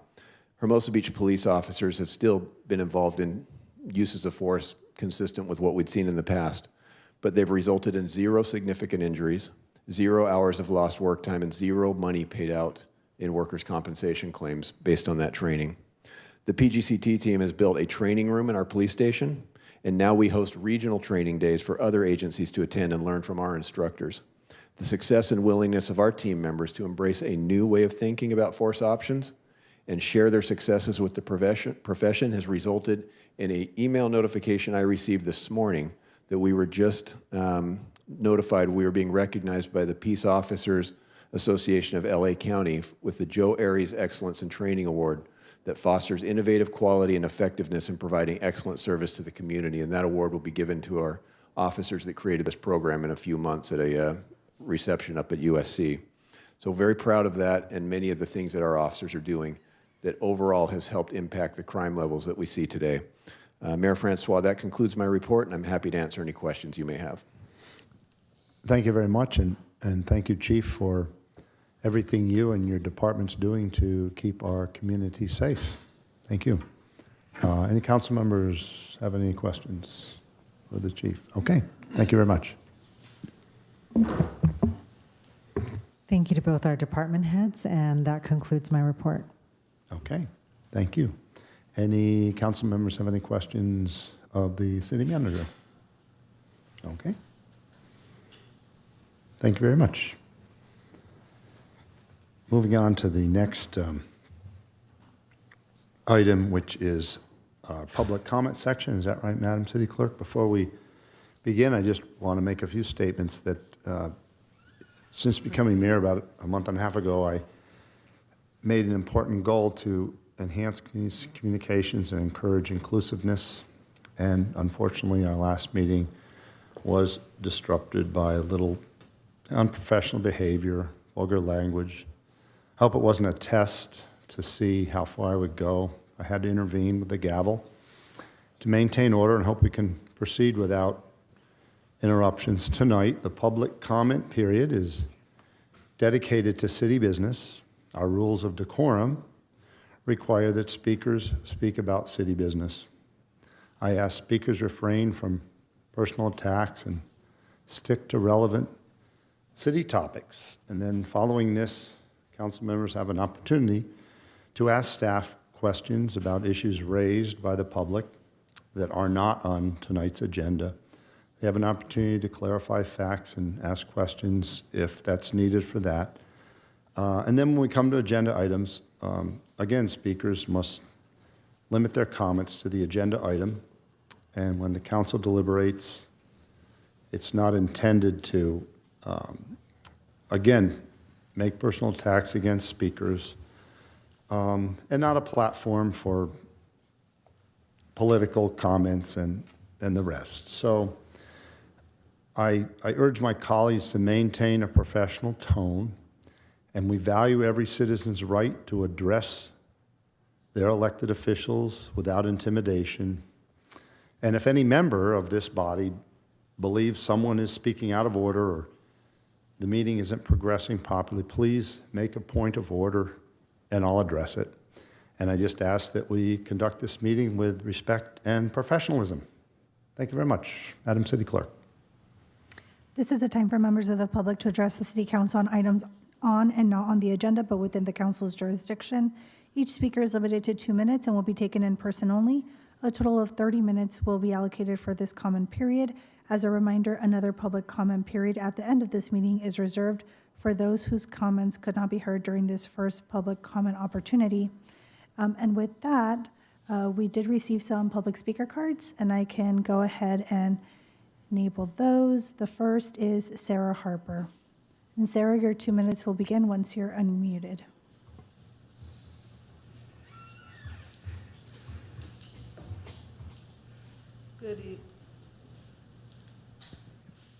Good evening, Mayor, City Council, residents of Hermosa Beach. I'm here to make some brief announcements about upcoming library events. Next Wednesday, October 2nd at 3 p.m., we will be hosting Opera for Kids. The Storybook Family Playhouse presents a musical journey for all ages. Opera for Kids is a program introducing operatic singing from several famous children's operas, along with musical art, storytelling, and even learning a little bit of the art of conducting that will entertain children and audiences of all ages. And this is generously sponsored by our friends of Hermosa Beach Library. We also have a book talk coming up for adults on Saturday, October 5th at 4 p.m. Viva Hollywood.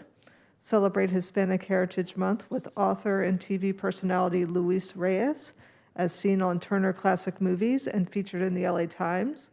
Mr. Reyes will discuss his latest book, Viva Hollywood, which celebrates the legacy of Latin and Hispanic artists in the Hollywood film industry.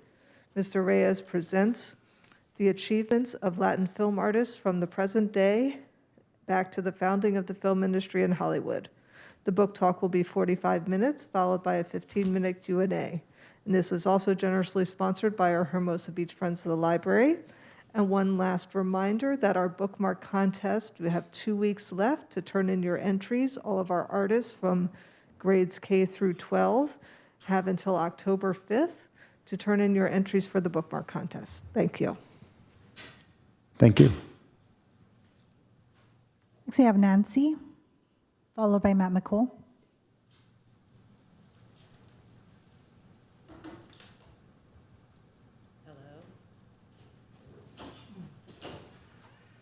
So, Madam Clerk, I believe the tall mic works. It just needs to be brought down close. Mo left it that way because he's 7 feet tall. Is this working? I'm short, so I don't know that. You want to Oh, use there it goes. Okay, I think I got it. Good evening. What I was going to say, I'm no longer going to say. I would just like to say thank you, Mayor Francois. Thank you, Mayor Pro Tem Seaman, for your efforts to bring civility and courtesy back into this forum. And we need more of that here and everywhere. And your efforts are very much appreciated. Thank you. Thank you. So you have Matt McCool. Is our clock working? Okay, just checking. Good evening, Mayor Francois, City Council staff, Matt McCool. Is it still not working? How's that? Get a little bit closer. Thank you. Good evening, Mayor Francois, City Council staff, Matt McCool. Before I get down to business, I'd be remiss if I didn't discuss CCA and Clean Power Alliance. It is the biggest fraud ever. I would advise every member of this community to get out and opt out. The City Council forced you into a compulsory 100% renewable energy program. That's why the participation rate is so high. Most people are ignorant of where they're even in the program. Clean Power Alliance does not sell electricity. They sell filling. They want to make you feel good that you're somehow procuring and having clean energy delivered to your house. Unless you actually believe they can defy the laws of physics, there's no way 30, 40, 50% energy is being delivered to your house. It is a complete fraud. Get out. Now, the real reason why I'm here is I had some comments here based on Councilman Jackson's behavior at the last City Council meeting. Mayor Francois, based on your comments here this evening, I'm going to tone down and not even say what I was going to say because I was going to take him apart and wipe the floor with him tonight. But we cannot forgive and forget that easily. This council needs to address his actions at the last City Council meeting. They're absolutely unacceptable. The personal attacks and the name calling, I don't really care. That's self-embarrassment for him. But he's doubled down twice now that said I have made threats against City Council staff, and he can't prove it. I also addressed the fact that City Manager Lowenthal claims she has death threats against her. That's a serious allegation, and that needs to be public, and this needs to be out public so everybody knows that that is actually true or not. And as far as the last point here, he needs to check his dates on what he was putting out here to the public. I made a public records request. So that's my time, that's my piece. Thank you very much. Raymond DeSalt.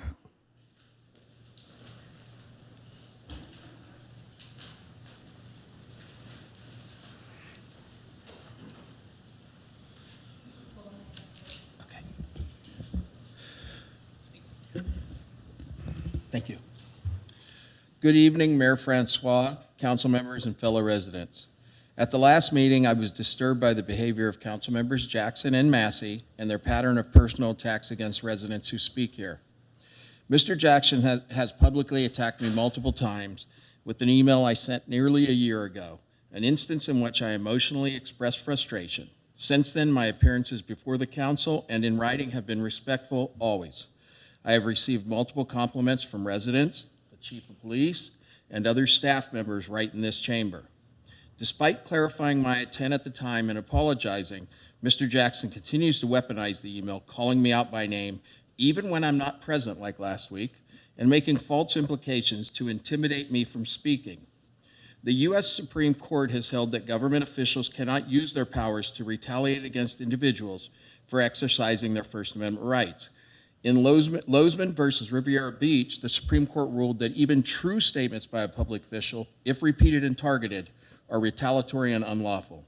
The court held that when an official engages in conduct that would chill a person of ordinary firmness from exercising their rights, such behavior constitutes unlawful retaliation. Last meeting, Elka Warner and John Burry were both met with vitriolic personal attacks after expressing their opinions on media regulations. Ms. Warner's professional background was weaponized to discredit her and undermine her candidacy for council. These actions leave the city open to legal consequences, supported by groups like the Foundation for Individual Rights and Expression, who I have contacted. I would like to remind the two attorneys on council that this is not a court of law, but they are likely to find themselves in one if they continue to weaponize the dais against their neighbors. Bullies don't affect me, but I am concerned for residents whose valuable input may be discouraged by this behavior. Thank you, Mayor Francois and Mayor Pro Tem Seaman, for standing up for civility in these chambers. It was admirable. I hope the rest of the council, especially the current candidate, will begin to follow your lead. Thank you. Thank you. Randy?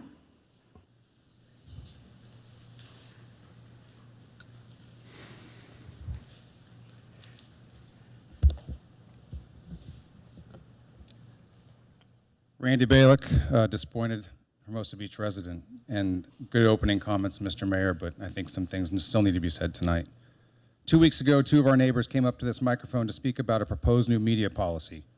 Even if you didn't agree with them, they spoke respectfully. I'm not here to talk about that issue, but rather the treatment those speakers received, and one of them in particular. Ms. Elka Warner, who happens to be a candidate for city council, was sharing her perceived lack of press access to city staff. She did make a stark comparison, which was rooted in her actual personal and professional experience as a journalist. She talked about access. She did not sling personal insults, and yet deeply personal and repetitive insults came from you to her.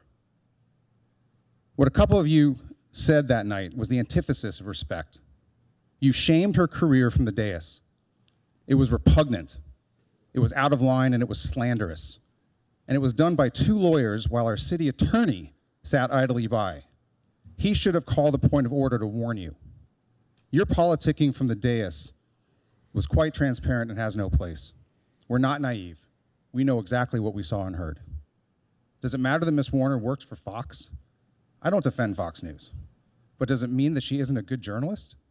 You know, she's worked elsewhere too. My wife's uncle was a prominent Fox News journalist with his own national Sunday show. He was on ABC before that, and he's now on CNN. So I wonder, what would you say to him if he was here? Was he at first reputable and then despicable for a period of time, but now has his credibility restored once again because of who his employer is in a particular moment? The irony here is that your behavior mimics the behavior of the very news outlet that you use to trash Ms. Warner. It's divisive and not rooted in fact. As our city leaders, you should unite and not divide. Be better than this. The only way to arrive at good, well-informed solutions is to have rational and educated discourse about topics from different points of view. I'll give you 30 more seconds. That's your purpose as a 5-person body, and we expect more. And I do thank you for your opening comments, Mr. Mayor. Thank you. Thank you very much. Trent Larson?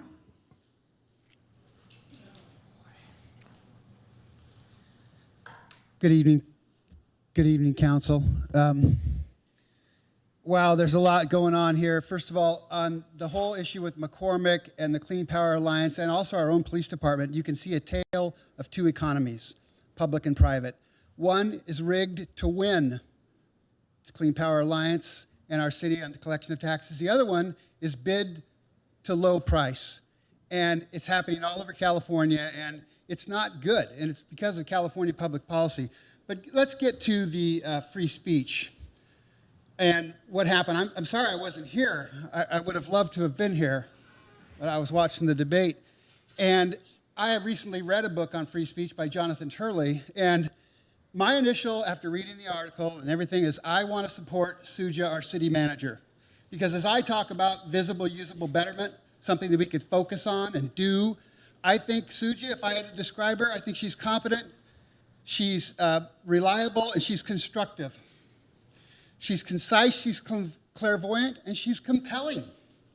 And she's functional, forward-thinking, and does it with a lot of fidelity. Now, you can get up here and you can say a lot of different things, and you can make accusations. And Dean, based on what I read, I blame you for everything that happened last meeting. Because I've seen you do it before, and I wish I was here, but I know you have activism and a passion. And I've talked about this. I want you to use that activism and that passion to be constructive. You know, I don't like a lot of things I have to do daily, but I kind of have to fall in line and do them.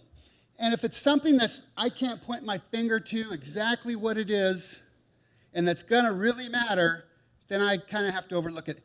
And the whole thing about this press release is just a bunch of nonsense, Dean. You could talk to the press, you know you can. No one's going to stop you. And you started it, and I think you owe it to everybody to end it. Thank you. Thank you very much. Carolyn Petty.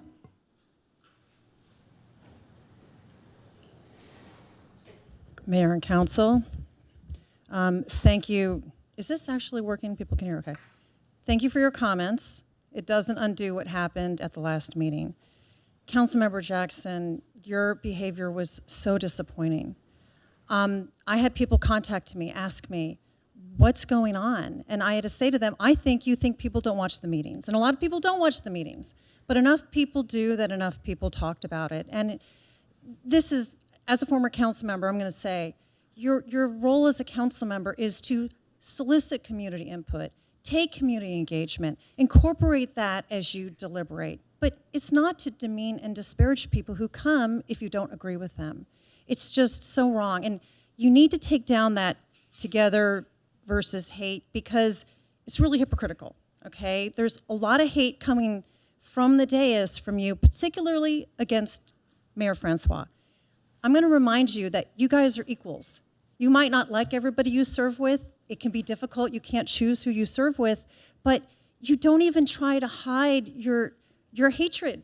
Please, I serve with people I didn't like. I did my best to hide it. I think I did a decent job. But just do your best to please control yourself. I know it can be really frustrating if people aren't prepared at meetings and meetings go on a long time. I get it, but the community is watching. And in closing, I'm just gonna say, I really think Elka and John Burry deserve an apology. Thank you. Thank you. Do we have any more speaker cards, Madam City Clerk? I did not receive any other speaker cards. Okay, are there any members of the public that have not spoken yet that wish to speak? Okay, that concludes public comment section of this meeting. And now it's on to council member comments and questions. Are there any on my left? Thank you, Mr. Mayor. A few of us attended the Chamber's Upper Pier walkabout with business owners and chamber members. We received a lot of good input from businesses on Upper Pier and good networking and ideas for the future. Thank you. Thank you. Mayor Pro Tem Seaman. I'd like to make a comment about some of the comments that have been made here this evening regarding our last meeting. I agree with quite a bit of what has been said this evening, that things were said that shouldn't have been, and there were some engagements there that were completely wrong, and so on and so forth, as everyone knows that by now. My thing I want to say right now is that I think it's time that we try to put that behind us. And as a council, I think we need to make an extra special effort to get along and to rein in our emotions sometimes. I'm guilty of that too, I have to admit. And that we try and reestablish a feeling of cooperation that we had for the last year and a half. I'm somewhat new to council, if you want to call a year and a half new, but when we first got here, one of the things I wanted to do was create a communication and an acceptance between the public and the council. And I think a lot of us did that, and I think it worked. I think we were all pretty much on the same page in that way. And that seems to have broken down here, and I'm not sure why or how, but maybe I'm just trying to say let's just put that behind us. If either one of the councilmen want to make apologies or whatever, I'm going to leave that up to them. It's not my place to say that right now. But what I do want to say is let's try and move along from this and finish out between now and November. We have an election coming up and so on and so forth. And let's try and get a positive attitude together again. And that's all I have to say. Thank you, Mayor Pro Tem. Anyone on my right wish to have any comments? Councilman Renassi. Quickly, I'm perfectly open to that. I think where public comment crosses the line is when it pollutes conversations that are important with misinformation and disinformation and personal attacks. That's what we had at the last meeting that I reacted to. And we're up here to allow people to make their comments uninterrupted. But when there are alternative facts or misinformation or personal attacks that are part of that, of course, we have the right to challenge that, and we will. So for folks who want to come forward and make public comment, you are welcome to do so. But you should expect that if you're misinformed and you're trying to misinform the public, that we are going to call that out and question that. We're also going to respond to personal attacks that go off topic and off issue. Thank you, Mr. Mayor. Thank you very much. And if comments go off topic and away from city business, I plan on interrupting the speaker and reminding them of sticking to city business so we can avoid this type of situation happening. But I appreciate your comments, and certainly if misstatement of facts are stated, we should be correcting it, whether it's questions of the city manager or whatever it needs. I think that's great. Thank you. Councilmember Jackson. Thank you, Mr. Mayor. And I'm glad you said that last comment about correcting statements of that were incorrect. And I will start with Mr. DeSalt, who said he sent one email, one threatening email, and we know that, and that was, you've sent several post the one you sent 4 years ago that you referenced. So I just suggest you check your sent box, because there have been several very incendiary emails that you sent to our city staff. And I'd be happy to release those to you or read those again if you'd like. Obviously, a lot of discussion as to what transpired last week. Nobody is weaponizing anything. We had Elko Warner, Easy Reader reporter, former Fox News reporter, candidate for city council, stood in City Hall, faced this council, faced that flag, and on the eve of 9/11, suggested that Hermosa Beach's government is guilty of censorship and is less available to reporters than the Taliban. The Taliban. Ms. Warner saw fit to glibly compare our city to a tyrannical organization that played a role in 9/11, was responsible for the deaths of thousands of American service members, including several of my friends and colleagues. The Taliban, who imposed draconian laws, oppressed women, minorities, and carried out public executions, stonings, and amputations. Hermosa Beach worse than the Taliban? Having deployed to Afghanistan personally and witnessed the Taliban's tyranny, I find such a comparison reprehensible and absurd. Some may agree, some may disagree, others may attempt to rationalize Ms. Warner's comments. That's the beauty of democracy. And in our imperfect system, you're entitled to your opinion. However, you're not entitled to your own facts, and alternative facts will be challenged. Madam City Clerk, if you can play the video, please.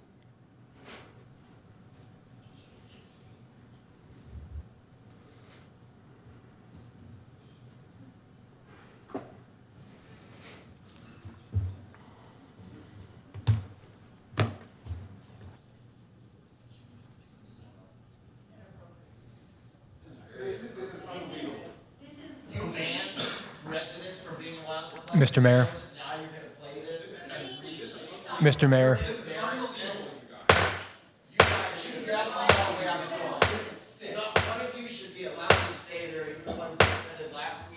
Mr. Mayor.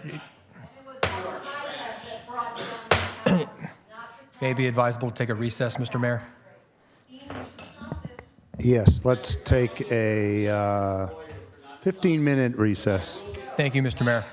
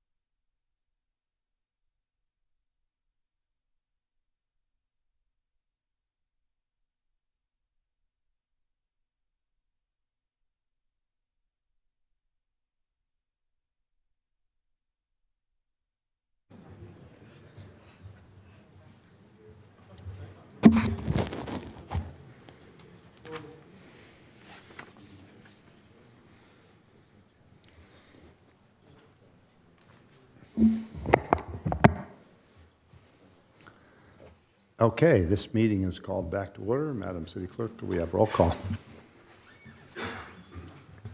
Councilmember Massey? Here. Councilmember Jackson? Here. Councilmember DeToy? Here. Mayor Pro Tem Seaman? Here. Mayor Francois? Here. You have a quorum. Thank you. So we were in the process of city council member comments and questions. We will continue. I implore my colleague to avoid personal attacks. Some of us here have suggested that we move beyond and try to improve the professionalism at our meetings. And we should simply try our very best to avoid regurgitating things that have already been hashed out and restating things. Let's move beyond that, and let's avoid shows and grandstanding, and let's move to the facts and clarifying things, and reserve this section of our meeting for that in a professional business manner. This is a business meeting, and let's keep politics out of it. I give you the floor, Councilmember Jackson. Thank you, Mr. Mayor. There was certainly nothing political about my statements last week, nor my statements today. And I am not the one that interrupted the meeting. We had several members that yelled out and walked out. And you made the point about correcting the record, and that's exactly what I'm doing. So there is nothing personal in any of my comments. They're merely meant to clarify and to point out the facts, as I mentioned a few minutes ago. Now, Ms. Warner last week or 2 weeks ago said, and I quote, "During my 3 years at the paper, I've never sat down once for a face-to-face interview with a city official." Councilmember Jackson, Madam I'm sorry, but I am going to interrupt you and implore you to please stick to city business, stick to facts that you want to correct, but we don't need, this is a business meeting, we need to be professional, we work for the people, we are elected to do our business, and gosh darn it, we ought to be doing that. Let's just be professional here and move on from going back and forth to this, because I am not going to have every meeting go on and on like this. Thank you. I appreciate your comments. I am correcting the record, Mr. Mayor, and I am getting to the facts, if you'll just allow me, please.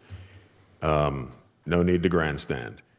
She said, and Okay, I quote, again, once again, Councilmember Jackson, if you have facts that if you you would allow like me to continue correct, without cutting me off, Mr. Mayor, I will am get to the cutting you facts. off because I'm running this meeting. If you have facts that you'd like to correct, especially regarding to city business, but I'm sorry, we just cannot have you continue to repeat things that was already stated at the last meeting. Please, I implore you, Councilmember Jackson, to restore order and be professional at this meeting. I know you keep saying that, you keep ringing that bell, Mayor. I am correcting the facts that were misstated at the last meeting. So if Mr. you will Mayor. allow me to do that, please, I'd appreciate that. Mayor Pro Tem Seaman would like to make a point of order. Thank you. Councilman Jackson, everybody in Hermosa Beach has already saw that tape, already understands what everybody said, and how everybody feels about everything. And going over it again is really not going to do any of us any good. I could say, I disagree with what you think are facts. Those are misstatements in themselves. But then we would just be getting this argument all over again. So let's move on from this. Let's let it go. Okay, it's not helping anything. It isn't accomplishing anything, and we're not getting our business done here. It's 8:30 almost, and we're barely through half of the evening's agenda. So please, let's let it go, and let's move on. I could have been done already if I wasn't Councilmember interrupted. Jackson, you can have the floor again. Thank you, Mr. Mayor. Madam City Manager, Ms. Warner stated that she has never had a face-to-face interview with a city official. Has she ever requested and been denied a face-to-face interview with any city official? Councilmember Jackson, I am going to rule you out of order, and I am going to move on with my comments regarding council member questions and comments. Thank you. So, in the last month, the last 2 Mr. weeks, Mayor, it's been pretty, I have the absolute right to give my council member comments. would you like to make a point of order, Councilmember Jackson? Point of order, Mr. Mayor. What's your point of order?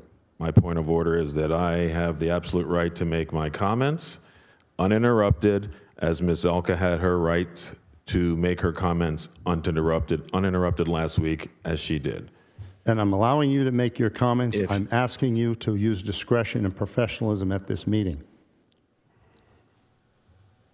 May I continue, Mr. Mayor?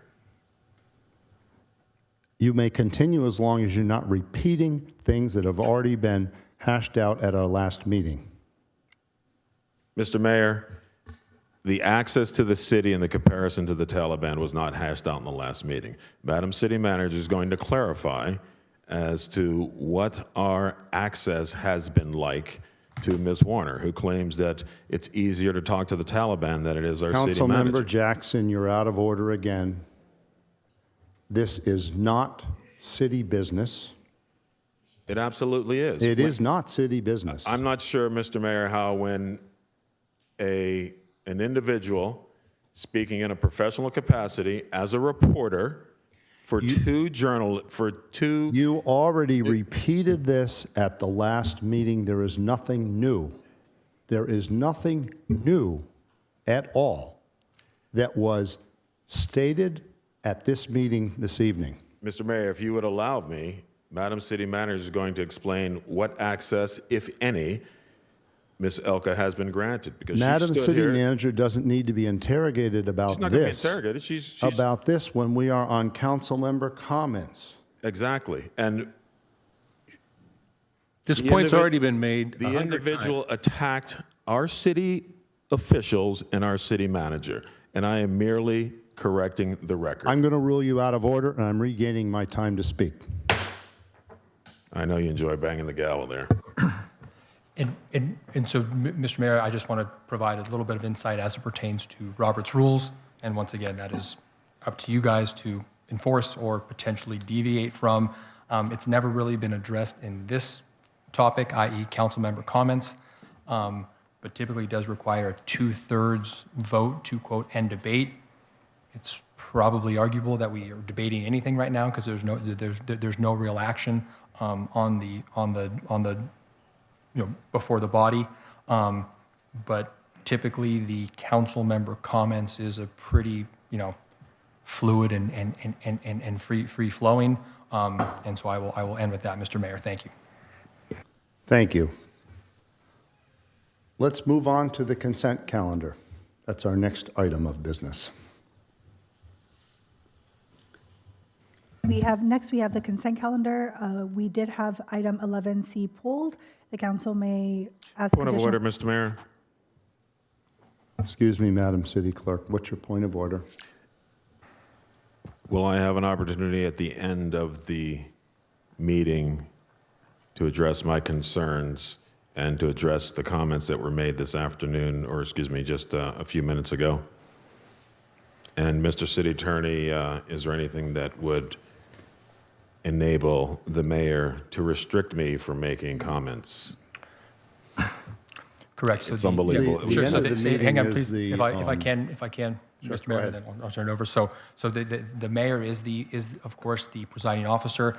He is governed by the Robert's Rules of Order. So anything that he does do can be voted upon and potentially overruled by a majority, or sometimes requiring a supermajority, depending on what that is. However, he does have discretion to attempt and direct to move along the meeting with, once again, the caveat that is subject to either the tacit or explicit approval of his colleagues. Thank you. And we've moved on to the next agenda item. Madam City Clerk. Next, we have consent calendar, item 11, and 11C was pulled for separate discussion. This is the opportunity for council to pull additional items or to vote for the remainder of the consent calendar. Mr. Mayor, I move that we approve the consent calendar noting 11C is pulled. Second. There's been a motion and a second. Madam City Clerk, could you please open voting?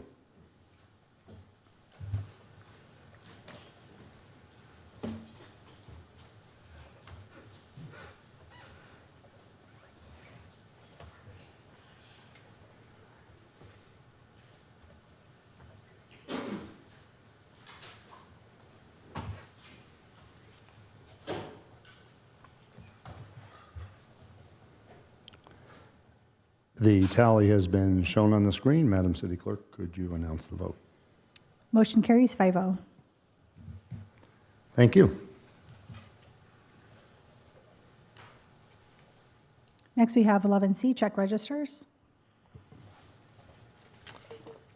Yes, I pulled item 11C, the check register, which shows James Limo was paid $8,392 for education materials. Could you just explain, Madam City Clerk, what that was for?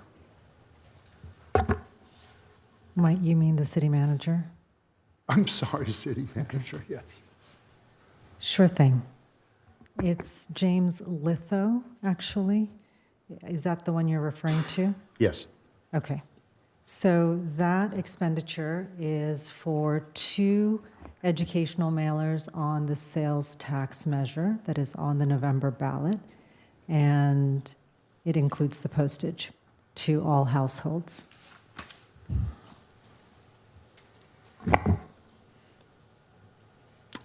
Okay, and that represents part of an original appropriation, which was $24,000 we allocated for this fiscal year for educational services regarding the sales tax measure. Is that correct? Correct. And then, in addition to that, $30,000 was carried over from fiscal year '24, being unspent on those educational services, and then they were wrapped into, added to the $24,000 to be spent in fiscal year '25. Is that correct?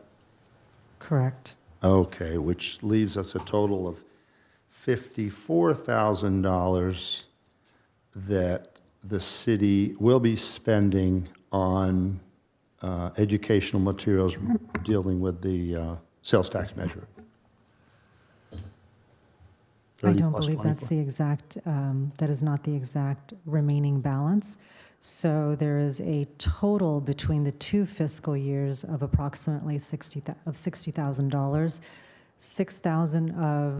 $6,000 was invoiced from the educational strategy team.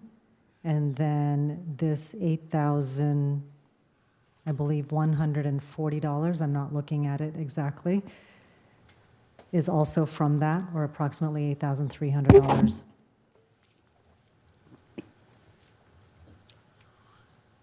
Okay, thank you. And Mr. City Attorney, could you explain briefly the abilities of the city government and our taxpayers' money to be spent on educational materials as opposed to political materials that are attempting to persuade voters to vote a certain way? Correct, and so that is codified in the government code as well as numerous cases. It's 54964, and it basically stands for the proposition that a local agency cannot expend city funds to support or oppose the approval or rejection of a ballot measure or the election or defeat of any candidate. Expenditure is expressly defined to mean expressly advocates the approval or rejection. Once again, educational type mailers or videos that, to my understanding, that the city has put out are pretty ubiquitous for local agencies throughout the state. They are vetted through my office to ensure that there is nothing that says, yes, vote for this, don't vote for that. And I would end with that, if you survey other jurisdictions, I take that very seriously, and we are on the conservative side of that issue. Thank you, Mr. Mayor. Thank you. So essentially, you go through those materials, you ensure that the facts are accurate before it gets released to the voters to make sure that it is not Correct. slanderous. So once again, I will interrupt and say no. I do not go through and check people's work in terms of, I assume city staff is competent and professional. What I go through to ensure is that this mailer or this piece of social media or this piece of multimedia does not expressly advocate for the approval. So I'm not going to tell you that I have, gone through the financial records to ensure how many millions we're going to raise. We have a very competent finance department. I kind of defer to them. I make sure that if someone reads this, I feel comfortable that this is not expressly advocating for the approval or rejection of a ballot measure, and that, in my opinion, it is educational. Okay, that's fair. Thank you very much. And just one more quick point on that. For example, more than 50% of that $3 million expected revenue does come from local residents, but it talks about the ensuring that tourist dollars pay their fair share. But even though it says that in there, and it doesn't say anything that more than 50% comes from local taxpayers, that is not relevant, that those facts weren't included. Is that right? If I may, Mr. Mayor. Sure, yeah. So the item that you pulled is the check registers, and I'm not sure that we're able to have a robust discussion on the sales tax measure. Right.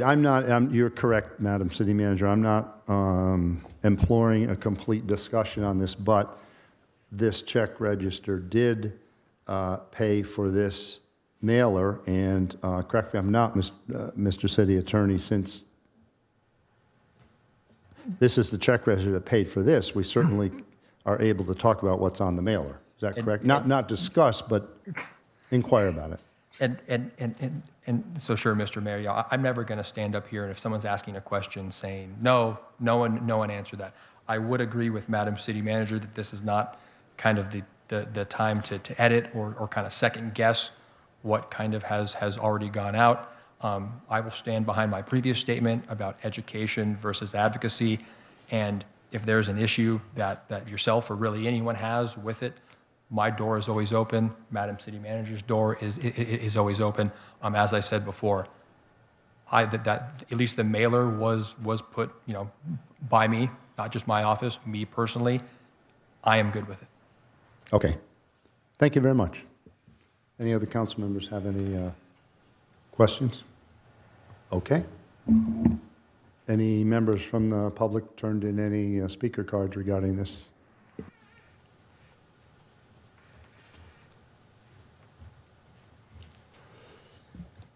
Hello again, City Council staff, Matt McCool. Mayor Francois, I'm glad you pulled this from the consent calendar. This has actually been an issue that's been going around town as far as the exact cost. That's just for the mailer. I have a public records request in for the actual cost of the actual flyer for the actual publication and creation of it. There's also a video, which I forgot to put in the public records request, but I'll do that tonight when I get home. But the reason why this is such an issue, and I think this is why you put this up, why people in the community are talking about the amount of money spent on this postage, is that it's not education. It's more like propaganda. It's not even advocacy. It's pure propaganda.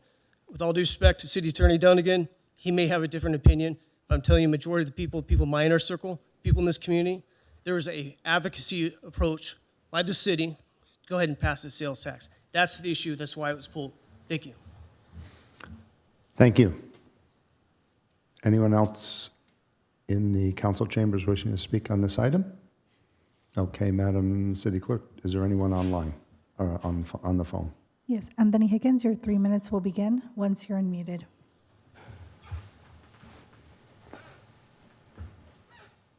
Yeah, hello. Look, the simple fact of the matter is that the check register characterized this money, the 30,000 plus the previous money, as educational material. And everybody can see that if you cherry pick only those items that look good, that support the sales tax, and you ignore the facts that a reasonable person might hold against the sales tax, if you're not presenting both sides, that is not educational material. It's cherry-picked facts to serve the purpose of a promotional. And that's just the way our city runs. You didn't include information, for instance, on the 55% being paid by residents. You didn't include information. You included all the exclusions to the sales tax, groceries, medicine, but you didn't include facts like, oh, your car, your boat, your trailer, your golf cart, all your online purchases will be subject to the sales tax. You pick and choose only those that make the sales tax look good. That is not educational material, but that is just the way our city rolls. And it's not that I don't think we need the revenue. We may very well. I just don't trust this city manager or certain members of this council to be honest and straightforward with how the money is going to be allocated.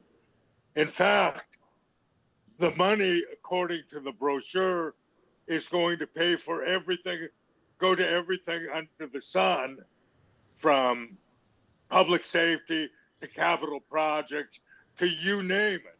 There were like 9 things listed. What isn't said is specifically what money will go where. And until we get true educational material, I'm just appalled. I'm going to have to leave it there. Thank you. Thank you very much. Is there anyone else online, Madam City Clerk? Mayor, I do not see any other virtual hands raised. Okay, and I don't see anyone else in the chamber, so we'll bring it back to the council. And Mayor Pro Tem would like to start off here. Thank you. Sure. I'd like to make some comments about what Mr. Higgins was just saying. First of all, I think this has been explained quite clearly, but maybe it wasn't on that brochure. Maybe you don't understand. We cannot, by law, earmark the money that comes from sales tax for any particular item. It has to go into the general fund. That's the rules. We have nothing to say about it. And when you look at this brochure and it says, well, you'll get city services, better city services, like, for instance, the police department and better streets and safer lights and so on and so forth, well, that's the only way we can say it. That's a fact. That money has to go into the general fund, and it could be spent on anything.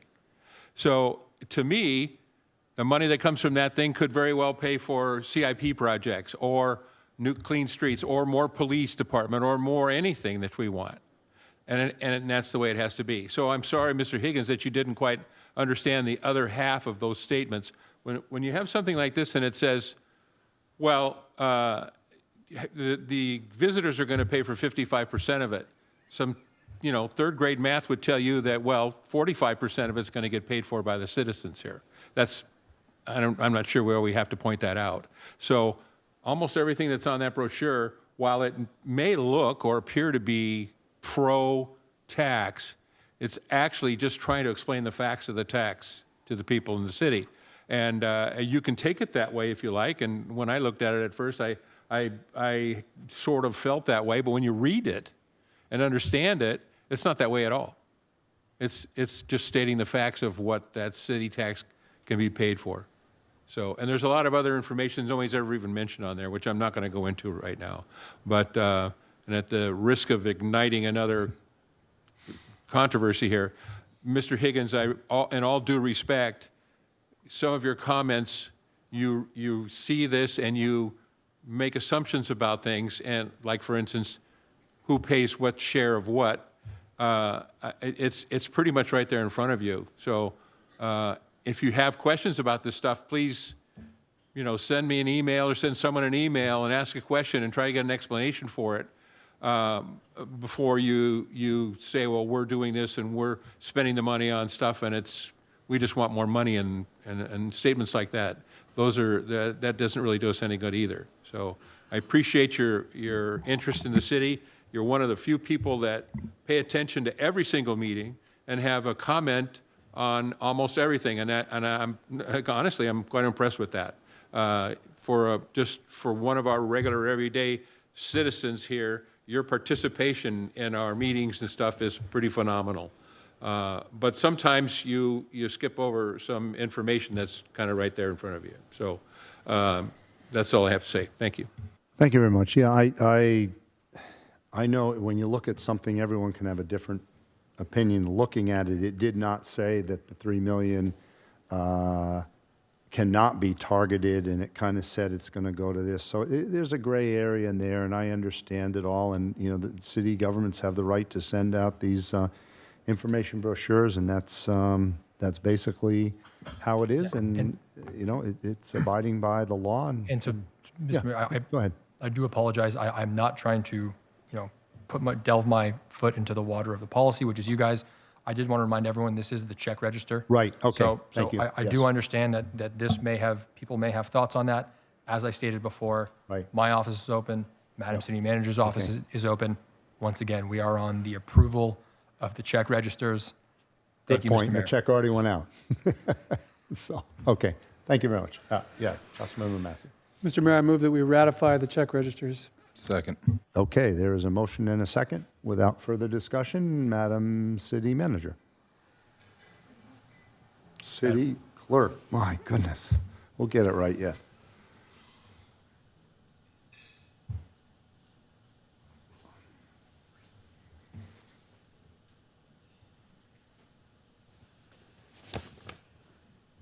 Okay, the vote is tallied up on the screen. Madam City Manager, could you announce the vote? Motion carries 5-0. Thank you very much. Madam City Manager, what do we have next on our agenda? Madam City Clerk, what do we City have? Clerk. Next, we have item 12A, approval of new 2024 special events. Okay, it's a public hearing.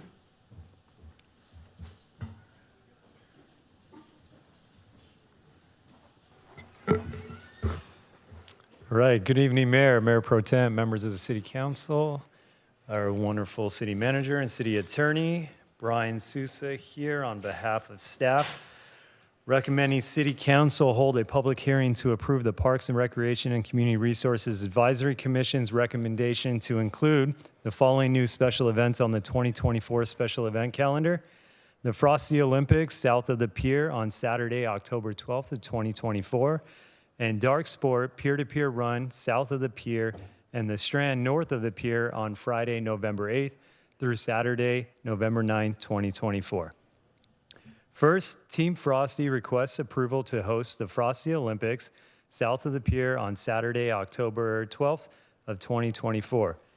The event would consist of a cornhole tournament fundraiser to celebrate and support South Bay resident Mike Frosty Foster, who is battling ALS, and to raise awareness and funding for ALS research. The event producer expects approximately 85 participants and 40 spectators.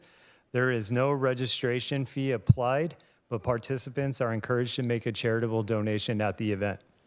Although the event application was submitted less than 90 days in advance, Contrary to the requirements of the new Impact Level 1 events, staff recommends approval due to the low impact of the event, its charitable nature, and the benefit it brings to foster community. Staff was made aware of the event producer's intention to host the unofficial event outside of the commercial zone, which is 10th Street and 15th Street of the beach, in July of this year.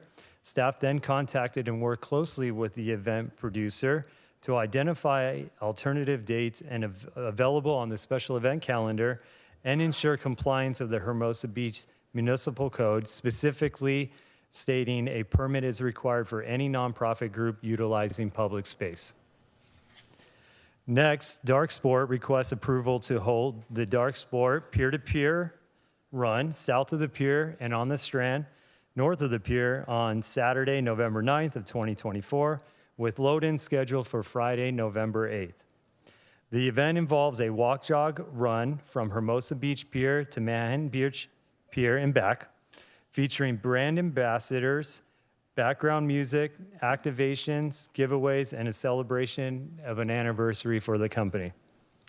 The event applicant, Dark Sport, is a South Bay fitness and apparel company working with an event producer, Bait Shop, which has over 15 years of experience in producing events. Organizers would have 500-person registration capacity for participants and up to 1,500 spectators in attendance. To minimize disruptions to the Strand traffic, event staff and volunteers will be stationed along the Strand to ensure that participants are flowing without disruption to pedestrian traffic, and that participants will also be releasing in staggered groups with assigned times. Snow fencing and security would also be available and used on the south of the pier footprint to help mitigate traffic control, crowd control, and capacity. The Commission, at its September 3rd, 2024 meeting, recommended the following conditions for approval for City Council consideration. The event should not exceed 500 participants, and the event should not promote or provide prizes to participants in order of finish in the walk or run. This concludes my verbal report. As always, staff is available to help answer any questions. Staff would also like to note that our event representative is in attendance today to answer any questions that the council might have today. Thank you. Thank you. I have one quick question on the Dark Sport peer-to-peer run. The expected spectators is how many? Up to 1,500. Up to. Do we have an idea? 1,500. How is that number assessed, and how do we know how many people will be in attendance to that? That spectator allowance is based on our category impact levels for special events that's permissible.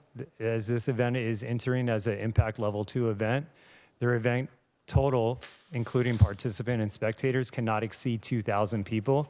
So the event producer and the staff has recommended limiting participant capacity of 500, which allows the event producer to have a spectator attendance up to 1,500.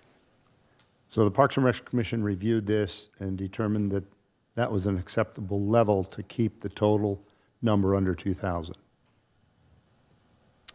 I'm not sure I'm quite following that question. Well, 500 participants plus 1,500 spectators. Up to 1,500? Right, would So make it 2,000 ideally, total. 1,499 spectators. Right, okay, so if it goes beyond 2,000, what happens then?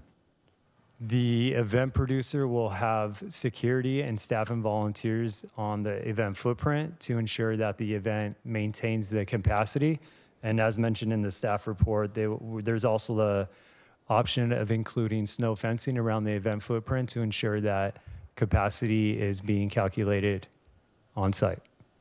So there currently is no snow fencing that is planned.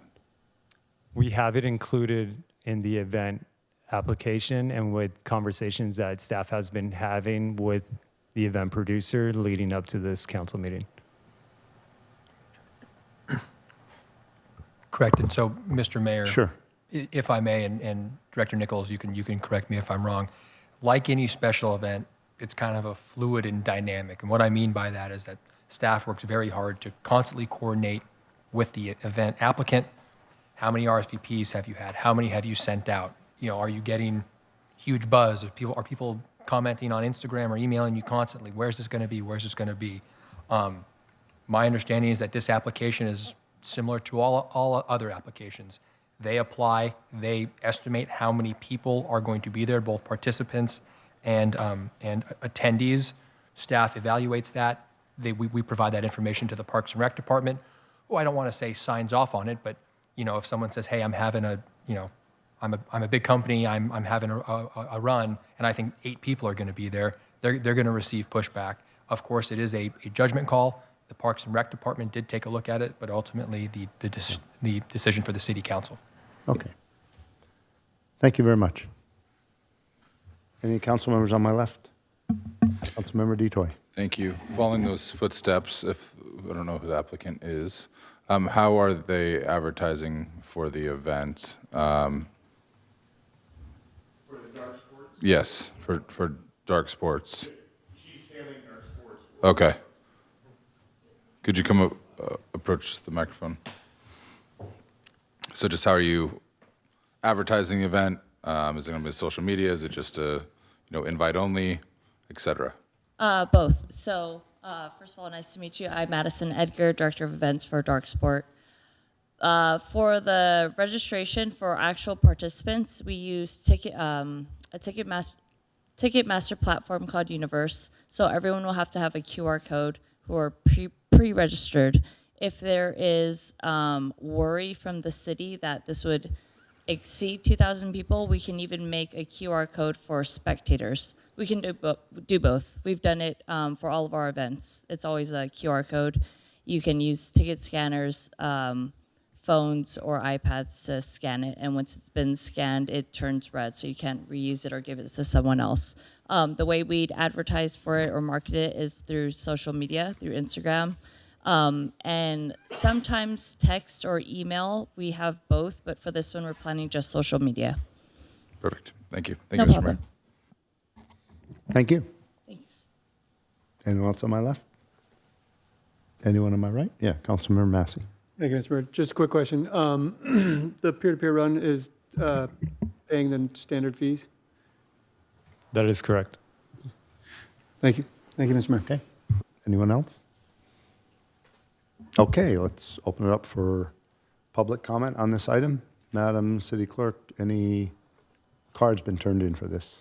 Mayor, I have not received any speaker cards for this item. Okay, and is there anyone online? We do have an iPhone with a virtual hand raise. Your 3 minutes will begin once you're unmuted.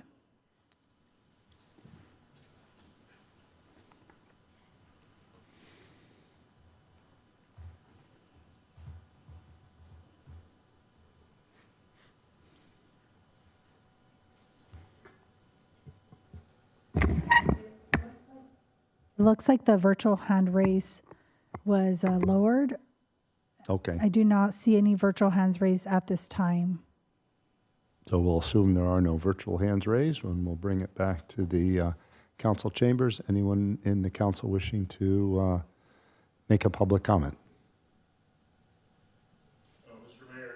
Oh, come on up to the microphone, no problem. Absolutely, state your name and absolutely, nice to hear you. Nice to see you this evening. My name is Greg Waters. I'm with Team Frosty. Allow me to introduce Michael Foster. He's the Frosty behind Team Frosty. Just in a 2-minute thing, Team Frosty is a great organization born of a terrible reason. Mike got diagnosed with ALS about 3.5 years ago. There was about a year of just trying to deal with it, family, close friends, just working within themselves. Then they kind of made things public. And on a whim, in 2 weeks, we got together, got friends for the St. Patrick's Day Parade, and managed to get 50 people in the parade behind a Team Frosty banner. They got ginned up at the last minute by me. That was the start of things. And we're now proud members. We're an official 501c3 non-charitable or charitable organization. We're proud members of the Hermosa Beach Chamber of Commerce. Team Frosty's mailing address headquarters is my home. I'm a proud Hermosa Beach homeowner. Frosty is a Redondo Beach homeowner. Lived in Hermosa Beach many many years. It's just a group of locals getting together behind this guy. I know we had a couple events on the beach that were non-sanctioned. I put that on myself. Our organization was under the misconception if you're under 100 people, you didn't have to go through city council. But we came to 501c3. I'd like to thank Lisa Nichols and Brian Souza, who've been fantastic. Lisa found out about things. She emailed me. We got on a Zoom 2 days later, and it's just seamless working through these two. We paint within the lines. Like I said, I'm a Hermosa Beach homeowner. I don't want to paint outside the lines. I understand why things have to be in the business district, because I lived on the Strand. I wouldn't want it happening right outside my house either. And so this has been a great learning process working with these two. We're proud to have it Hermosa Beach, and I really want it, and I get kind of choked up here, be a legacy event. After that first parade, I hugged Frosty, whispered in his ear, said, your grandchildren are going to be in this parade. That's my promise to you. And Frosty Olympics, we want to make it the same thing. So, Mr. Mayor Pro Tem, council members, I thank you for your time, and thank you. Good evening. Thank you. Come on up, sure. State your name for the record, that'd be great.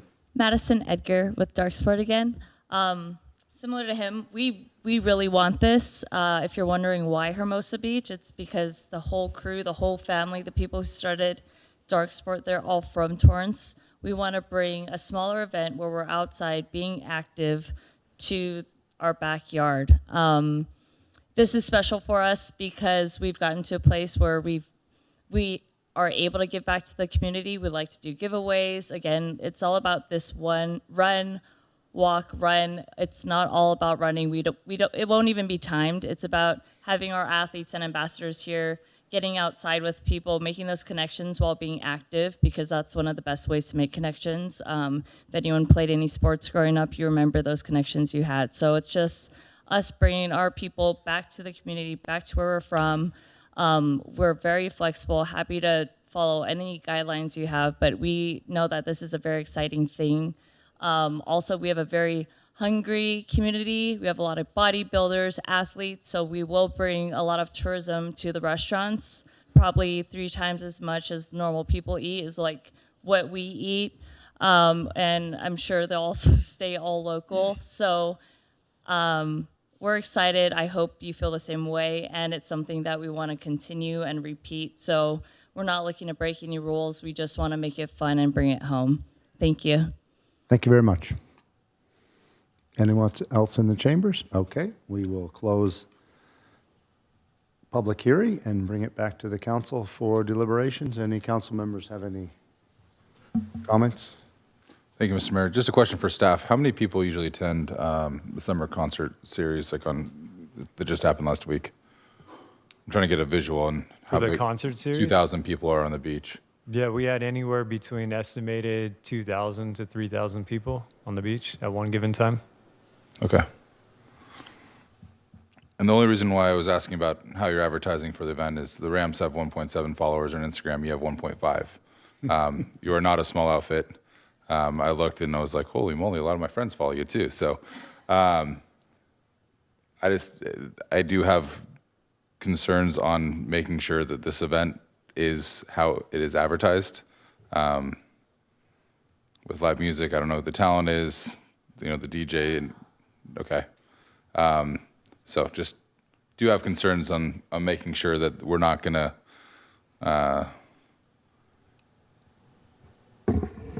get overrun or be, this is truly gonna be a 2,000 person event.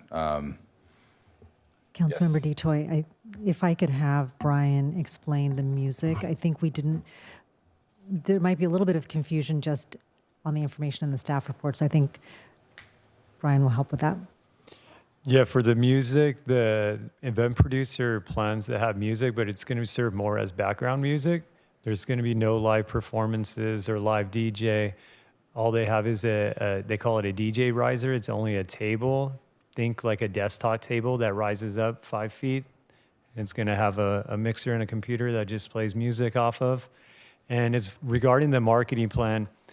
The event producer has already been in discussion with staff, and we have come to an agreement that any marketing or promotion is going to be passed down to staff for approval prior to any distribution to the public.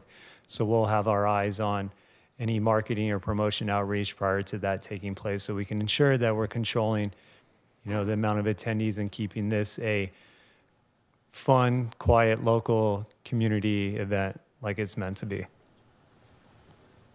Perfect. I love that, you said you are from just a city just east of us. We do have a beautiful beach here. I'm not trying to be prohibitive by any means on our events. I just want to make sure that it is as advertised. And then I guess, is the run going to be on the sand or on the strand? The event will start on the sand, and they're going to run on the strand. So Okay. from the Hermosa Beach Pier to the Manhattan Beach Pier and back. Okay. Thank you. Those are all my thoughts, and just making sure that I have my head wrapped around this. Thank you very much. Anyone else have any comments? Okay, is there a motion? Go ahead, Councilmember Massey. Thank you. Mr. Mayor, I move that we include the following new special events on the 2024 special event calendar: the Frosty Olympics south of the pier on Saturday, October 12th, 2024, and Dark Sport Pier-to-Pier Run south of the pier and the Strand north of the pier on Friday, November 8th through Saturday, November 9th, 2024. Thank you. Is there a second? Second. Okay, there's a motion and a second. Without further discussion, Madam City Clerk, let's open up voting.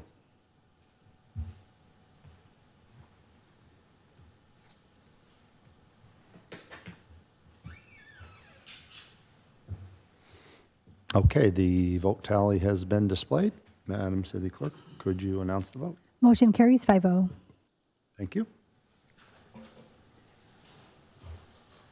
What's next on our agenda? Item 13A, award of professional services agreements for on-call transportation planning and traffic engineering services.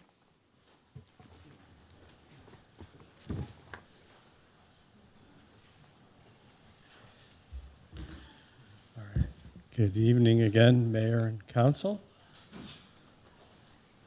We're here tonight to discuss the award for professional service agreements in support of on-call transportation planning and traffic engineering services.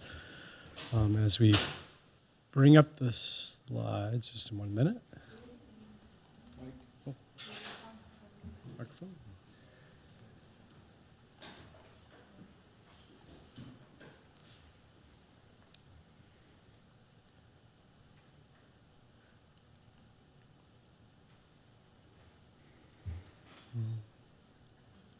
There we go. Okay, so thank you for that minute. So the department, Public Works Department and other city departments, we do rely heavily on third-party services to provide transportation planning and traffic engineering services, as we don't have that in-house expertise full-time. In 2019, there were 9 contracts that were awarded for varying levels of service with different expertise available, but many of those contracts have expired or will be expiring, or we are about to reach that spending authority. And so the work that's being completed with the current contracts will no longer be able to continue in the coming weeks and months as those contracts expire and run out of funds.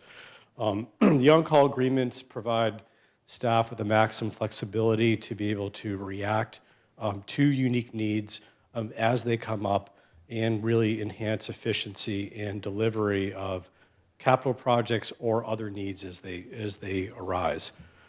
All the fees, the way that these are paid for, all the contracts are on call, so none of the consultants receive any funds unless task orders are issued, which are negotiated with consultants. So the first step in this process is to issue a request for qualifications.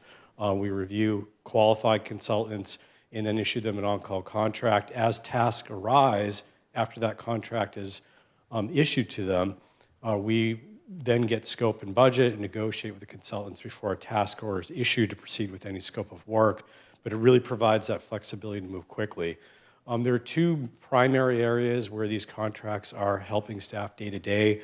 The first is augmentation for city traffic engineer. We don't have a dedicated full-time city traffic engineer.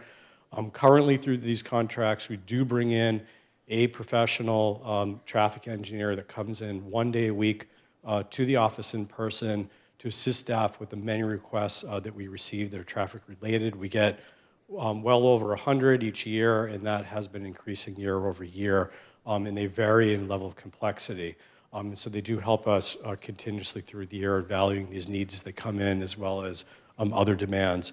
The other component is just general transportation planning and traffic engineering services, which is a very broad item, and that can cover anything from travel demand modeling and community development. It could be the design of CIPs that have major transportation-related components, or evaluating new laws or changes. For example, when AB 43 came out, and we're still working that out, changes in speed laws, having that assistance ready to help guide us through those changes and help make recommendations as they come up.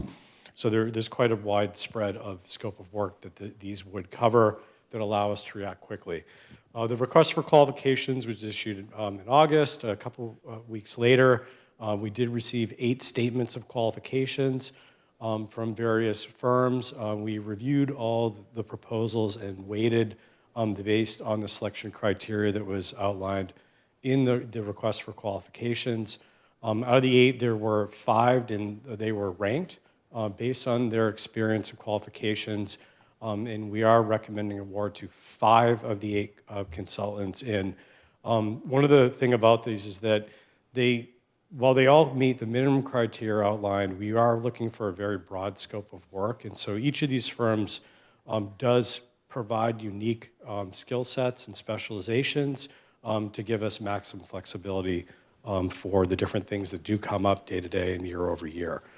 So we are recommending that Council consider award 5 on-call contracts, not to exceed $600,000 each. All this work is as needed, so there's no money spent unless task orders are issued, and all those funds would have to be budgeted before they're spent. And we're looking for a 3-year term with an option to extend for 2 years. That concludes my presentation. I'm happy to answer any questions. Thank you very much. Any council members to my left have any questions? Okay, to my right. Councilmember Massey, no. Jackson? No? Okay. Thank you. Madam City Clerk, I don't see anyone in the council chambers wishing to speak on this item. Are there any online? Yes, Anthony Higgins, your 3 minutes will begin once you're unmuted.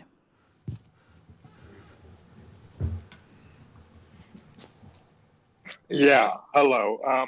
Just a quick point, that the glossy mailer did not include any sales tax percentages of what would be paid. Madam City Okay, Clerk, could you suspend the speaker for a moment? And I just want to remind speakers that we are on the agenda item for award of professional service agreement for on-call transportation planning and traffic, and our rules of decorum require that speakers must speak on this topic only. Thank you. You can redo the clock, and the speaker has his time back.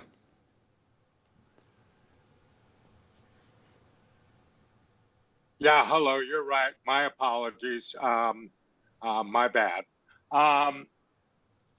Related to traffic engineering in general and the product that the city has produced with all the money that we've spent, I just have a couple of comments.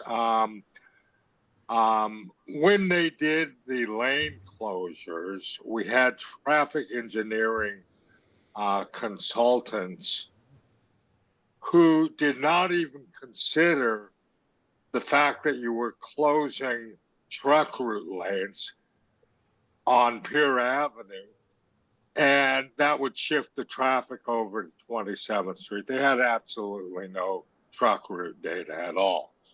when we had, I believe it was this same firm, do the noise analysis, road noise, traffic noise analysis on 27th Street, they put the noise meters at the base of the hill on the road, on the side of the road that was protected by parked cars. So basically it baffled the noise. They put it at the base of the hill. They did not put the monitors 3/5 the way up the road where they would capture the most noise, nor did they put them on the side of the street that didn't have any parking. Basically, what the engineering firm was used for by the city, in my view, was to come up with a way of measuring noise that hid the impact. And so I hope that when the city hires these traffic engineers, they can do a little bit better job. Now, one of the things they could do, for instance, is take a look at lowering the speed limit on 27th Street from 25 to 20 miles an hour, since that is now an option under the law. And the advantage of that is they really can't do anything about the noise, the vehicle noise, because it's an uphill climb and the noise is going to be more than what you can sleep through. We're just going to have to live with that. But you could lower the speed limit and that would help with the noise. And I hope that lowering of the speed limits by 5 miles an hour on 27th and Gould, the above Ardmore, is one of the things you'll ask the traffic engineers to do. Thank you. Thank you very much. Madam City Clerk, is there anyone else online? Mayor, we do not have any other virtual hands raised at this time. Okay, let's bring it back to the council for deliberations. Any council have any comments? Mr. Mayor, I Yes. move staff's recommendation. Second. There's a motion and a second. Councilmember Massey. Thank you, Mr. Mayor. Thank you, Joe, for the staff presentation. I appreciate it. And thank you for answering the questions that council members posed to you offline in advance of the meeting. And I thought part of the answer, I think, is useful for the public's consumption. Just as sort of a brief explanation and context for these contracts, staff indicated in response to council member questions that in 2019, council awarded 9 contracts for similar scopes of work, many of which have either expired or are set to expire soon, 5 years after the fact, and or have run out of spending authority. This current recommendation awards 5 contracts, ensures continuation of these necessary services, covers a very broad scope of work related to transportation planning and traffic engineering, which touches a lot of what Public Works does. Awarding to multiple vendors provides staff great flexibility to be able to react and move quickly and more efficiently to address each unique request for these types of services and project needs as they come up, and to ensure that the vendor we tap has a unique skill set and pricing that is advantageous to the work that we need them to do on a project. So with that, Mr. Mayor, I'm happy to support the motion when you call the question. Thank you. Any others? Okay. Madam City Clerk, let's do the vote.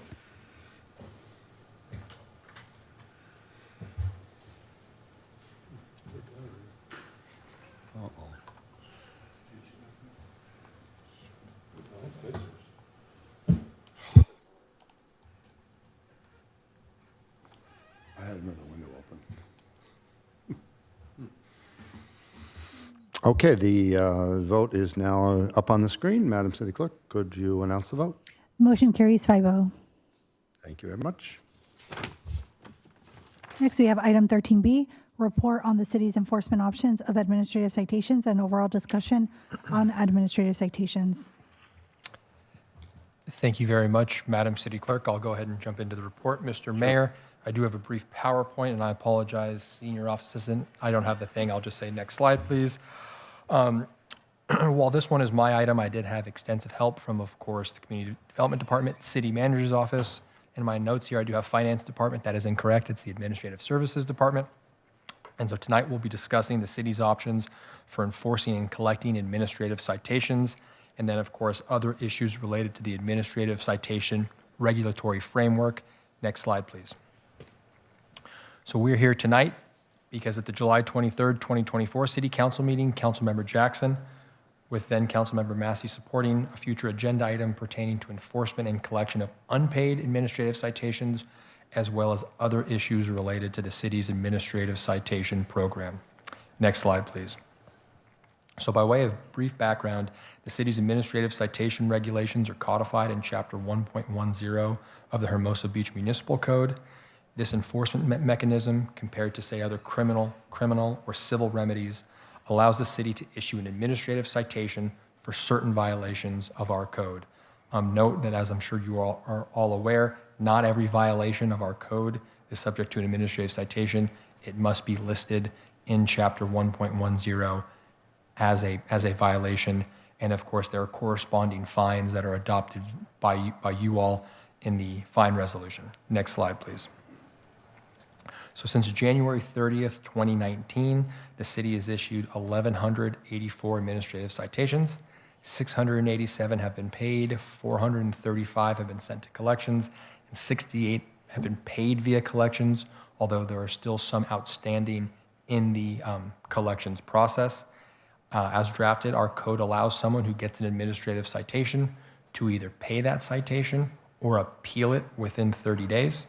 The city's current practice is to send 2 reminders prior to going to collections, such that typically pencils out to about 90 days from when someone gets a citation. We give them to pay until we go to collections. Moving forward, staff is considering changing that and simply sending a single reminder and then going to collections. So that that time frame should be reduced to about 60 days. Next slide, please. So our municipal code does allow us to collect administrative citations, quote, in any manner allowed by law. Typically what that means is that the city could commence a civil action, obtain a judgment, and then collect on that judgment as authorized by law, garnish wages, attach liens to property, things of that nature. However, that is typically not done because it's simply not cost effective and potentially impractical, as the time and expense associated with that far exceeds what we would get back for payment of the administrative citation. I would note that section 1.10090F explicitly does authorize the city to avail itself to the collections process for the collection of unpaid administrative citations. And I would add, and this probably should have been said at the previous slide, the city's goal in all code enforcement actions and issues is compliance, right? We don't issue administrative citation to raise revenue. We don't issue administrative citation happily. We would, I'm sure Director Tai and her folks, if there were no violations, would be very happy every time they picked up the phone or notified someone the violation was solved and we didn't have to issue administrative citation. Alas, our reality is different, thus the 1,100 plus administrative citations issued over the past few years. Next slide, please. So in looking into this, with the direction from council was kind of take a look at what other possible options are out there. There does appear to be a few that are not currently exist in our municipal code or our fee resolution, namely the implementation of late fees for administrative citations that remain unpaid past the deadline to pay or appeal. So in other words, we don't issue you an administrative citation and the interest starts running. You have that full 30 days, you can appeal, you can pay it, you have that time. However, it would be once that 30 days ends up and you don't do anything, you simply ignore it, then that's when that late penalty could come into play. The other one, of course, is interest, such that once again, the key takeaway is that none of the penalties, none of the interest, none of those would apply during that 30-day time period, which someone can decide what they want to do with an administrative citation. It would simply commence after that deadline. As stated on the slide, Signal Hill charges kind of a 10% penalty. Manhattan Beach, it's my understanding, although it's a bit iffy, charges a 50% penalty, such that if the administrative citation was $100, if you blow the deadline, it's now $150. Lake Forest doubles the unpaid amount. And then, of course, they as listed there, they have different interests. Lake Forest, clearly the most punitive with 10% interest per day. Signal Hill, a little bit less. I will say that care needs to be taken, that we shouldn't impose excessive fines. That's kind of somewhat of an amorphous topic depending on the amount, but something like quintupling of the fine or an 80% daily interest rate is probably a non-starter. And then the other possible option that was floated, I believe, at the last meeting and looked into with the help of Madam Director is, of course, the disqualification of certain properties from other city permitting processes. I will say that they are in researching that and talking with the Community Development Director. There are serious complications with attempting to disallow, ministerial or land use permits, right? Think of a building permit, a CUP, based on the issuance of an administrative citation at the property for a variety of reasons. Oftentimes we issue an administrative citation. Let's say we see someone lighting off a firework, we're probably going to issue that citation to an individual. Oftentimes people own property in other legal entities, so it may get relatively confusing. That being said, more privilege-based, I shouldn't say privilege, but more, the one I'm thinking of is the residential parking permit program. That's not a vested land use right. That's not a ministerial duty by the city like a building permit. So should the scenario create itself that says, hey, this property has an unpaid administrative citation, once again, to the property, then there probably could be a potential option for city staff to put that property on a list and say, hey, we're not going to issue a residential parking permit based on someone's address there until that citation is resolved. And so I must admit, that is not, you just get an administrative citation, all of a sudden you're banned. That's not how it would work. You would need to ignore, not appeal, and simply avoid paying that administrative citation before any more of these kind of more punitive or more punitive actions would be taken. Next slide, please. So that's kind of the nuts and bolts of it. The staff report does provide a little bit more insight into some of the other provisions of the municipal code that may or may not be, I don't want to say legally sound, but may not be a viable option. And so staff is recommending that the city council consider and deliberate and provide any direction or thoughts on modifications or changes to, once again, both the issue of administrative citation, unpaid administrative citations, and then any other changes or modifications to the regulatory framework. Once again, this is just an informational item, so any formal action would have to come at a future meeting. That concludes my report, Mr. Mayor, and I'm available for any questions. Thank you. Thank you very much. To clarify, currently we send 2 reminder notices out before it goes to collections, correct? Correct. That is my understanding. And the city's considering reducing it to 1. If we want to encourage compliance and enforcement, why would we reduce it to 1? Correct. And so the idea behind that is that there may be some more efficacy in the collections process if we don't let it go on for as long, such that I can't speak super intelligently on the inner workings of the collections process, but my understanding, and Director Tai, you can correct me if I'm wrong, kind of the sooner they get that, the more effective they possibly can be. Now, once again, I will say, so how that process would work is that you would get an administrative citation. We would alert you that, hey, you need to pay this within 30 days or appeal it, whatever it is that you want to do. You would then get another reminder after that deadline. You just say, hey, not a big deal, I'm not going to pay attention to this. We would give you another reminder and say, hey, please go ahead at this point. You can't appeal it. You've blown that deadline, but please pay the administrative citation amount. So at this point, it has now been longer than a month. And then at the end of that 30-day period, we would then contemplate going to collections. I won't get into the nuances, but potentially not every administrative citation is basically the collections agency kind of doesn't just take them all no matter what. There is some analysis. So yeah, the collection rate doesn't look too high there. Correct.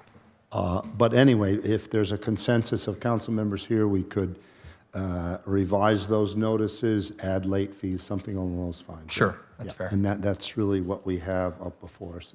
Correct. Now, once again, that would be kind of direction to us to kind of bring something back. Thank you. Mayor Pro Tem Seaman.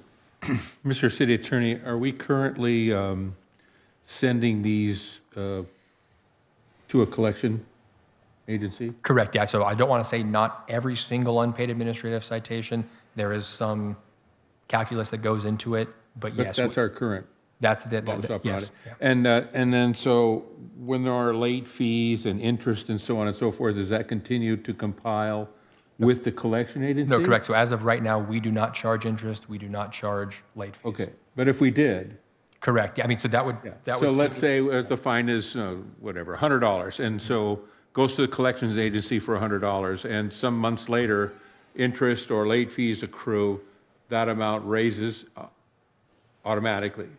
That amount goes to the collection agency along with the original amount. Correct. So we would, in the event that there is direction and a modification to the program to charge interest, that would be well known to the collections agency, whatever that rate or, whenever we're. We just continually update it as we It would go just along. continue. Now, once again, it goes, thankfully, I've never been in collections, but, there is oftentimes there can be some, hey, I know I owe you X, will you take Y to avoid it? Once again, we're involved in those conversations to ensure that, And people. can we negotiate that? No, I mean, sure. Once again, that is, I mean, the guy isn't going to give us a car instead of the $1,000 he owes us. no, I But- didn't mean that. I meant more along the lines of, so my understanding of the collections process is that that does involve a legal action. It's not nearly as formal as a civil action. All I am saying is that the interest rate that is, if there is one that is charged, it is not out of the realm of possibility for someone to say, yes, I see that now the tab due is 10,000. Will you guys take 9,000? That is what that is what. And we can do that. Oh, sure, yeah. We can negotiate that.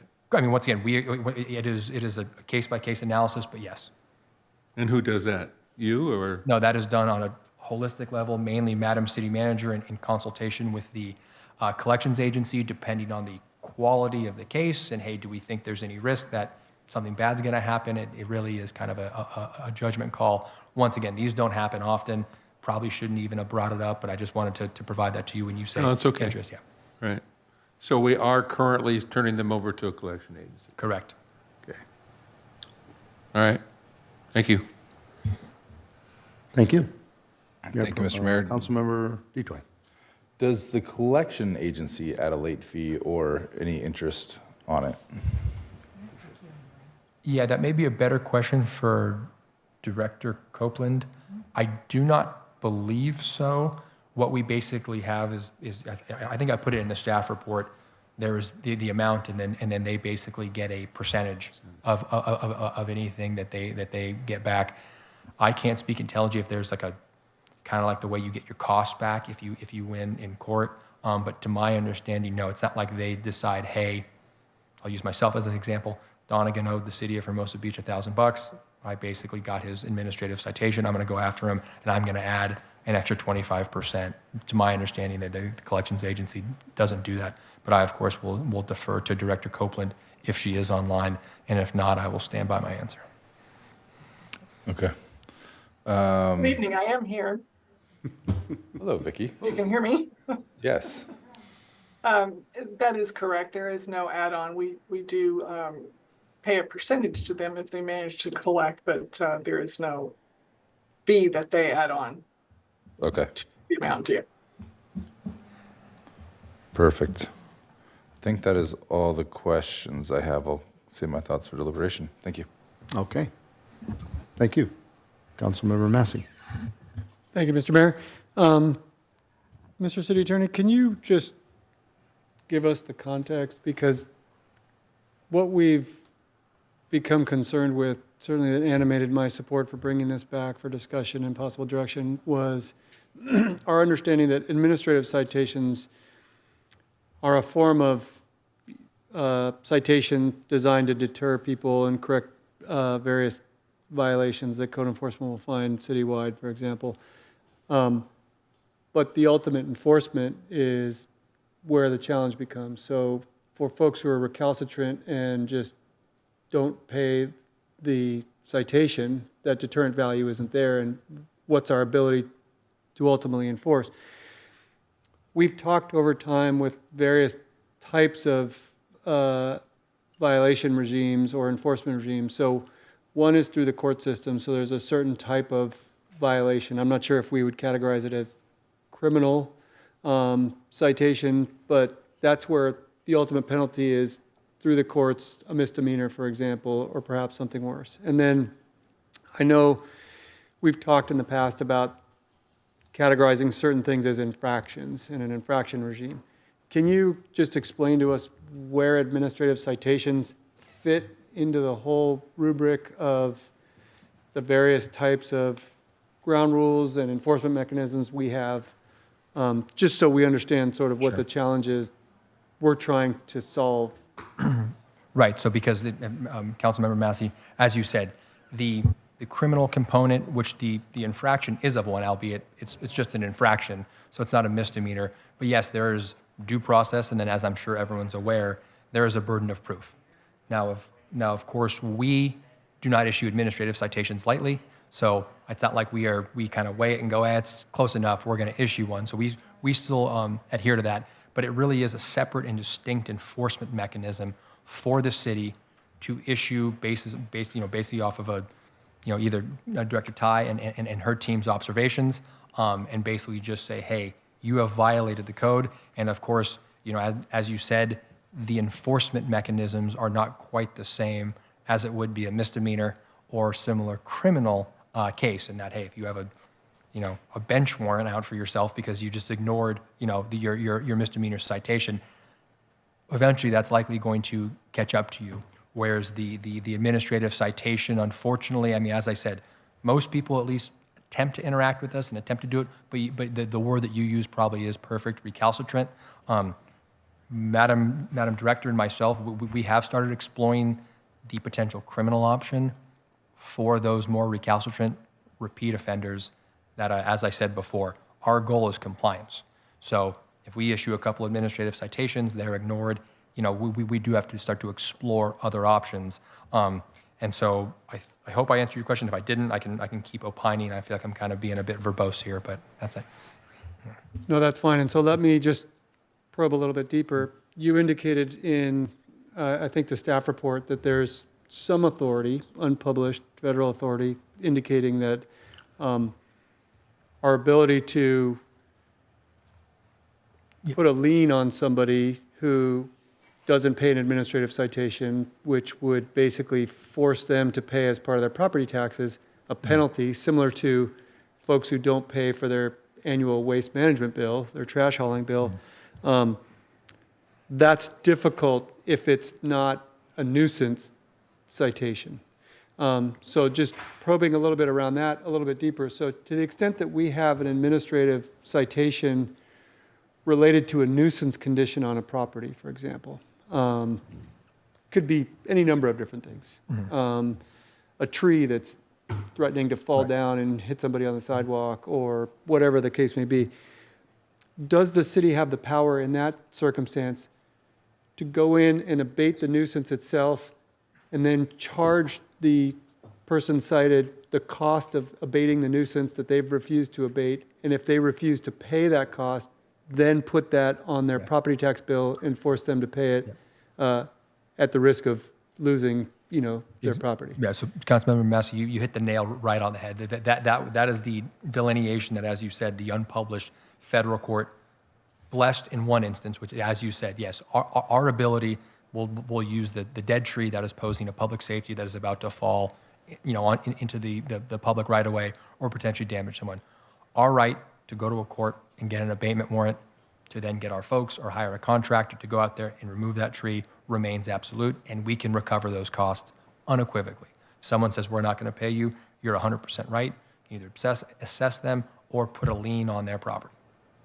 What the unpublished federal court did say is that fines and penalties related to that. So let's say it costs the city $10,000 to do that. That $10,000, we can get that. There's no doubt on that.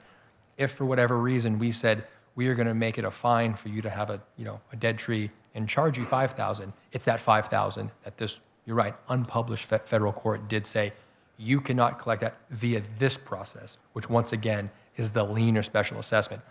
We could always still go to a court, try to get a civil judgment. If we get that judgment, we can then enforce that the way that judgments can be enforced. But just the lien and special assessment is what was rejected.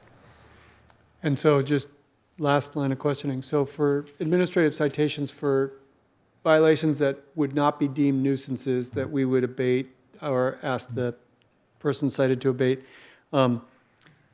what we can do to improve the enforceability of our administrative citations is impose a late fee, and then if the person cited does not pay the citation in a timely fashion, render them ineligible for certain permits in the city. So as you said, it becomes a little problematic with administrative or ministerial permits like building permits and things like that. But for example, could we put folks who have unpaid citations on a list so that they're ineligible, for example, for parking permits? Correct. Park usage permits, right? You have to get a permit to go have your kid's birthday party at the park and set aside a couple benches for that. Could we revoke any encroachment permits or make them ineligible to get an encroachment permit? That type of thing. Could we give the enforcement teeth not only by creating a late fee, but also rendering this person who's a deadbeat ineligible for those kind of discretionary permits? Correct. And so those 3 permits, I apologize, I probably should have listed in the staff report.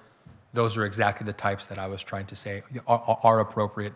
Where I would have some concern is the vested land use, as you said, ministerial building permit. Because, once again, don't want to get into the constitutional issues with that, but the short answer to your question is absolutely. Those 3 permits, as well as the other kind of more privilege-based permits that don't involve land use rights, are exactly the type of things that you guys can say, hey, you're persona non grata if you have an unpaid administrative citation. All right. Thank you, Patrick. Thank you, Mr. Mayor. Thank you. Councilmember Jackson. Thank you, Mr. Mayor.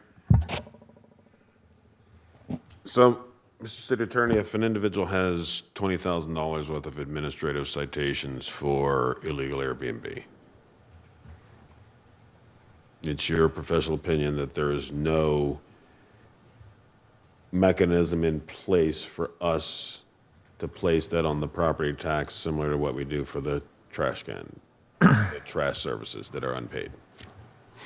Is anyone else doing that? Is that a novel approach, or is that something we... Correct. And so once again, since that case was decided in 2016, once again, one of the benefits of working with BB&K, I send an email when you guys sent me this, who's doing this? And the only responses I got were, I'm not doing it, I'm not doing it, I'm not doing it. So I can't authoritatively say that there's not a single jurisdiction in the state that is attempting to do this. I am saying that there is legal risk, and I am saying that, at least from my colleagues, and once again, based off of my own reading, that it's a very, very dicey path to go forward. Once again, just this specific mechanism of the special assessment or lien, as you said, the same way that we would do, the trash and stuff like that. Right? Correct. Okay. But there is nothing that would prohibit us to do something similar to what Manhattan Beach is doing, where I believe on your citation that you receive, it says you have 15 days in which to pay, or you'll be assessed a 50% or whatever Correct. that magic number is. And then, obviously, that sends a pretty significant message. Yeah. And so I'm not sure it's 15 days, but you are 100% correct. Nothing prohibits you from saying, if you do not pay this within 30 days, right. I will say 30 days is codified in our municipal code, but once again, if there is direction to bring it back, I'm going to kind of bring back the whole kit and caboodle that you guys can, if you guys feel that that's too long, too short. And that could be actually printed on the citation itself to make it crystal clear. So that is the first notification that, hey, similar to what a police officer does when he gives you a ticket, you got Correct. 10 days to pay or appeal. Yep. But we can do the same thing. Absolutely. 15 days, 30 days, whatever that is. At the end of those 30 days or whatever it is, if you haven't appealed, you'll be assessed to 50%. Yep. Okay. Thank you. And just to add, and Madam Director, I believe our citations currently you have 30 days to pay this or appeal it as is. Of course, Right, it's lacking any type of, Yes. Got it. Okay. Thank you. Councilmember Massey. Thank you. One quick follow-up.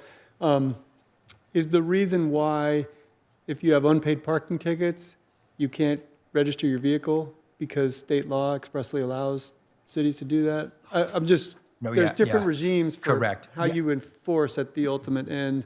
Right, so I mean, so I do know, and I apologize, I don't have the answer off the top of my head. My gut tells me that is the case. I will undoubtedly figure that out for you and follow up. But yeah, that is my understanding, that there is either a vehicle code provision or something like that. I know the vehicle code does grant the city the ability to regulate parking.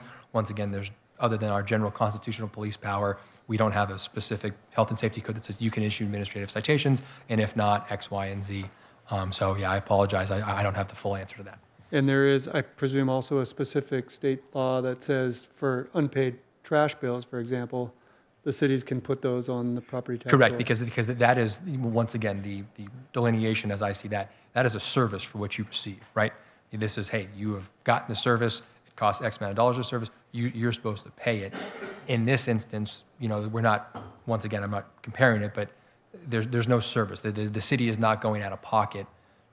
Obviously, Director Tyner, but I think you get my point, that we are just issuing an administrative citation. The fine amount is articulated by you guys, and that's fundamentally different. And yes, I believe it's the government code does allow for that, for the unpaid trash to be assessed. All right, thanks, Pat. Thanks, Mr. Mayor. Thank you. So are there really two major things we need to go over? One is whether we want to implement late fees, and another one if we want to implement some type of restrictions. Yes, I mean, and once again, tonight, I don't necessarily think you guys need to get to, I believe it was Councilmember Jackson who said the magic number. That's not what I'm looking for tonight. This is kind of the framework, and if I receive direction to come back with some discussion on this, as I said before, the administrative citation program and then the permitting, they're all kind of interrelated, so that I will, if that is the direction, it'll be brought back for everything. So you guys, once again, you can ignore that in terms of, you know what, interest, we don't want to deal with that. It's too hard to keep track of, get rid of it. We'll just increase it. You guys don't need to make that decision right now. It would simply be, come back with more enforcement options. And as I understand, a lot of problems with restricting permits is that sometimes fines are related to properties, not specific individuals. Other individuals could be impacted because the property they happen to live at. Sure. Right? So there's all those kind of variables that get into the middle of. And so, right, so the perfect example that I gave, and I'll use myself again, Madam Director and herself catch me lighting a firework in my front yard. They're going to issue me the sign. They're going to say, Donegan, you can't do that. Here it is. My house may be in the Donegan Family Trust, such that, there's some separate legal entities. And then, of course, my main concern is we do not want, in that example, Donegan has a potentially problematic balcony or patio he wants to fix. Now, all of a sudden, we are saying we're not going to issue the building permit, even though there could be some safety issues because you didn't pay that firework administrative citation. So, Okay. yeah. All right.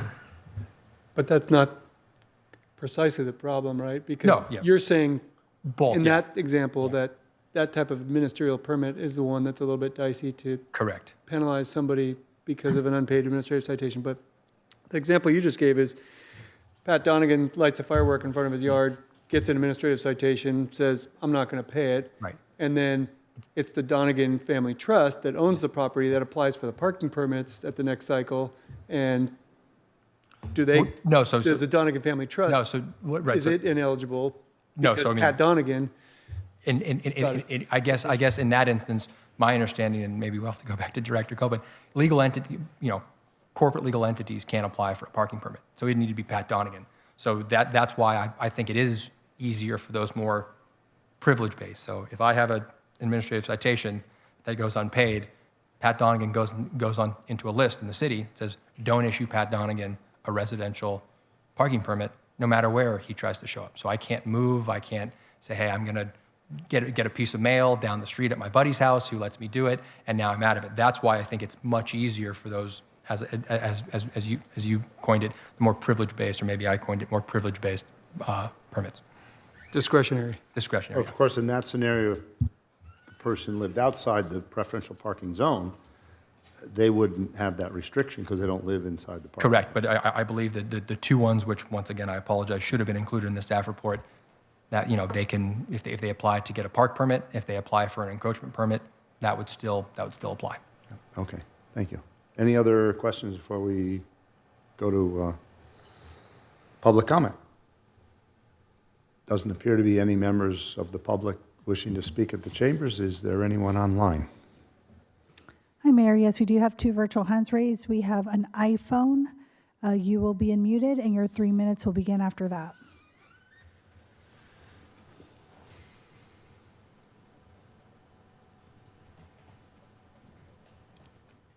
Hi, my name is Jessica Craig. I was just listening to what you were saying, and I can think of a good example, I believe, that I'm going through right now, and I'm not sure if it is correct or not, but I've been renting a house in Hermosa for about 2.5 years, and I'm not sure if housing code or housing enforcement, if that is what you're talking about, those kinds of, but this house is falling apart, and there's so many things that are wrong with it that are basically against the law, and the city has come out multiple times to inspect it, and it's been an active code violation the entire time I've lived here because the landlord has not fixed anything. So we've never had any heat. We have, lots of electricity problems. We have loose, dangerous stairs. We have no lights, like a lot of crazy things. And I stay here because the rent is a lot, but I do have 2 kids, and it's extremely frustrating because he says it's out of his hands, and he's like, I can find him, and that's about it. Well, the house is being sold, and as far as I'm aware, the sale is going through. He's going to get about $2.5 million. Meanwhile, I've lived here this whole time, and he's never actually done what he needed to do. So, things like that, I've paid out of my pocket for a lot of things, and things like that, I would really appreciate if the city would take a more active role in enforcing these things. The other thing is that he doesn't live here. He lives in San Diego. So a parking permit is not going to mean anything to him. So I just thought I'd chime in. And I don't know if it's relevant or not, but thank you. Thank you very much. Matt McCool, your 3 minutes will begin once you are unmuted.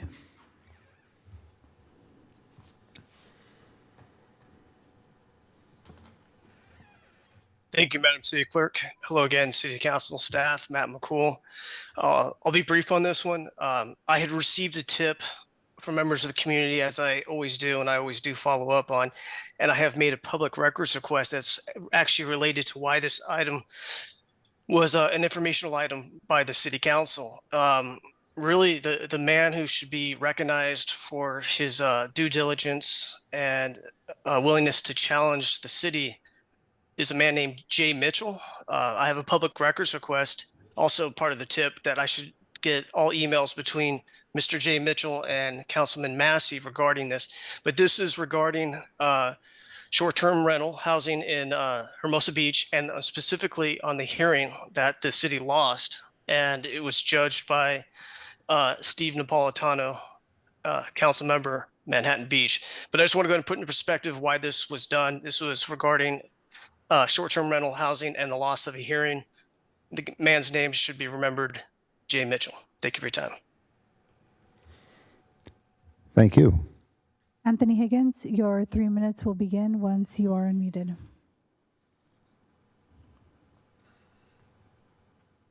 Yeah, just a quick comment to remind everybody.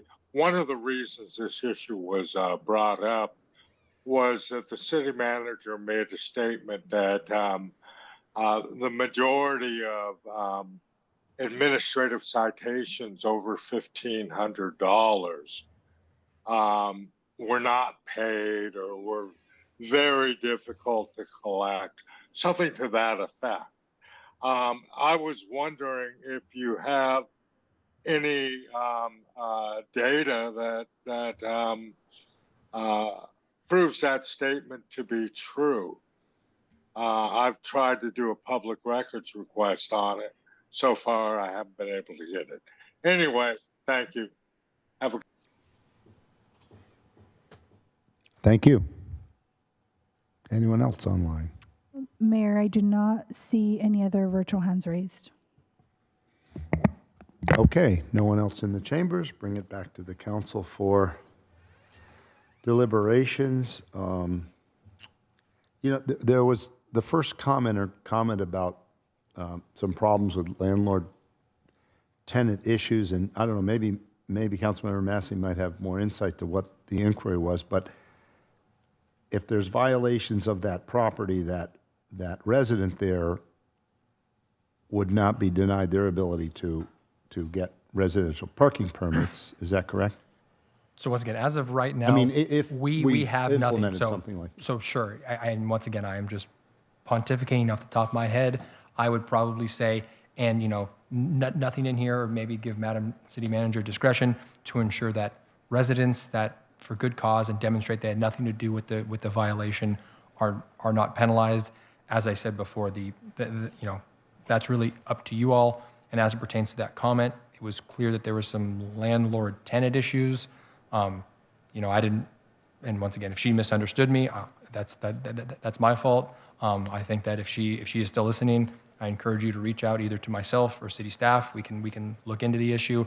But once again, this is just really a discussion item on potential enforcement options for administrative citations. Right, okay. And I'll just say in the outset that I'd be in favor of looking at possible late fees. I'm shocked that we don't have them on this, but it certainly sounds logical to me. But we'd like to go to Councilmember Massey. Thank you, Mr. Mayor. I support directing staff to bring back for our decision-making late fees for administrative citations, as well as ineligibility for discretionary permits, consistent with our discussion as enforcement mechanisms for administrative citations. Thank you, Mr. Mayor. Thank you. Councilmember DeTroy, no? Mayor Pro Tem? Councilmember Jackson? You have any comments? I just seconded that, not really a motion, but whatever comments Councilmember Massey made. Yeah, I've got a little concern about opening it up to a whole bunch of other ineligibility for discretionary permits. It gets complicated, and we got to sort through the weeds and go through all that. And I don't know if that's effective, rather than just adding on late fees and allowing that to tack up faster with additional reminders. So. Mr. Mayor? Yes. I definitely want to hear from Councilmember Seaman and Councilmember DeTroy, because as we talked about at our last meeting, there was some disagreement about whether, if you don't comment on an item, you have agreed with the folks who have commented on the item. That issue aside, in response to your comment about the concerns about creating as an enforcement mechanism by rendering folks ineligible for various discretionary permits, I would say a late fee by itself is unlikely to get a recalcitrant person who's cited to pay, because if they're willing to not pay the fee initially, I don't think doubling it or something less or more is going to get them to pay. You've got to put some mechanisms in place that take away something that they want, so that they'll pay off whatever outstanding citations they have, so that they can again become eligible. And I think that basic pressure would apply even if the ineligibility affects them indirectly. So let's say, for whatever reason, in some scenario we might not think about, it's the landlord who gets cited with an administrative citation and refuses to pay it. If that property then is ineligible for parking permits, I'm confident that the tenant is going to complain to the landlord and say, hey, I called the city and applied for a parking permit, and they say I can't get one because you have an outstanding administrative citation.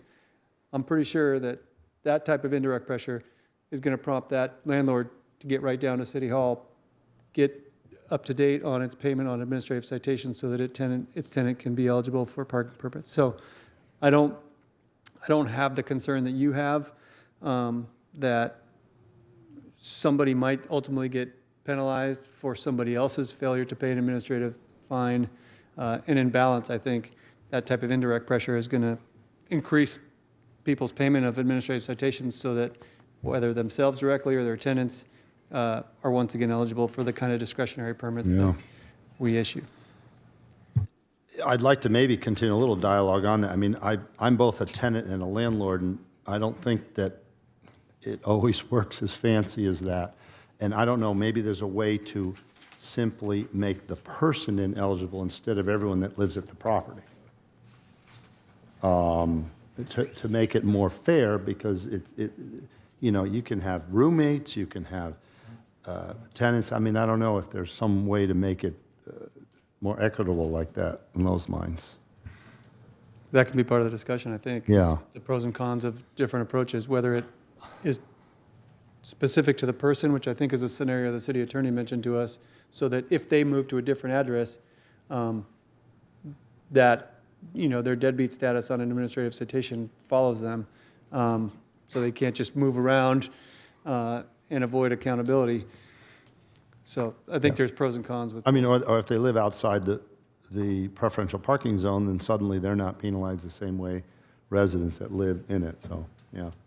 No question. I mean, the parking permits are only for folks in the impacted zone, so anybody who's a deadbeat on administrative citations outside the parking Right. permit area, that's not going to be a penalty for them. But whatever other levers we have to get people to pay up or correct violations, whatever the case may be, are levers that I'm certainly interested in discussing.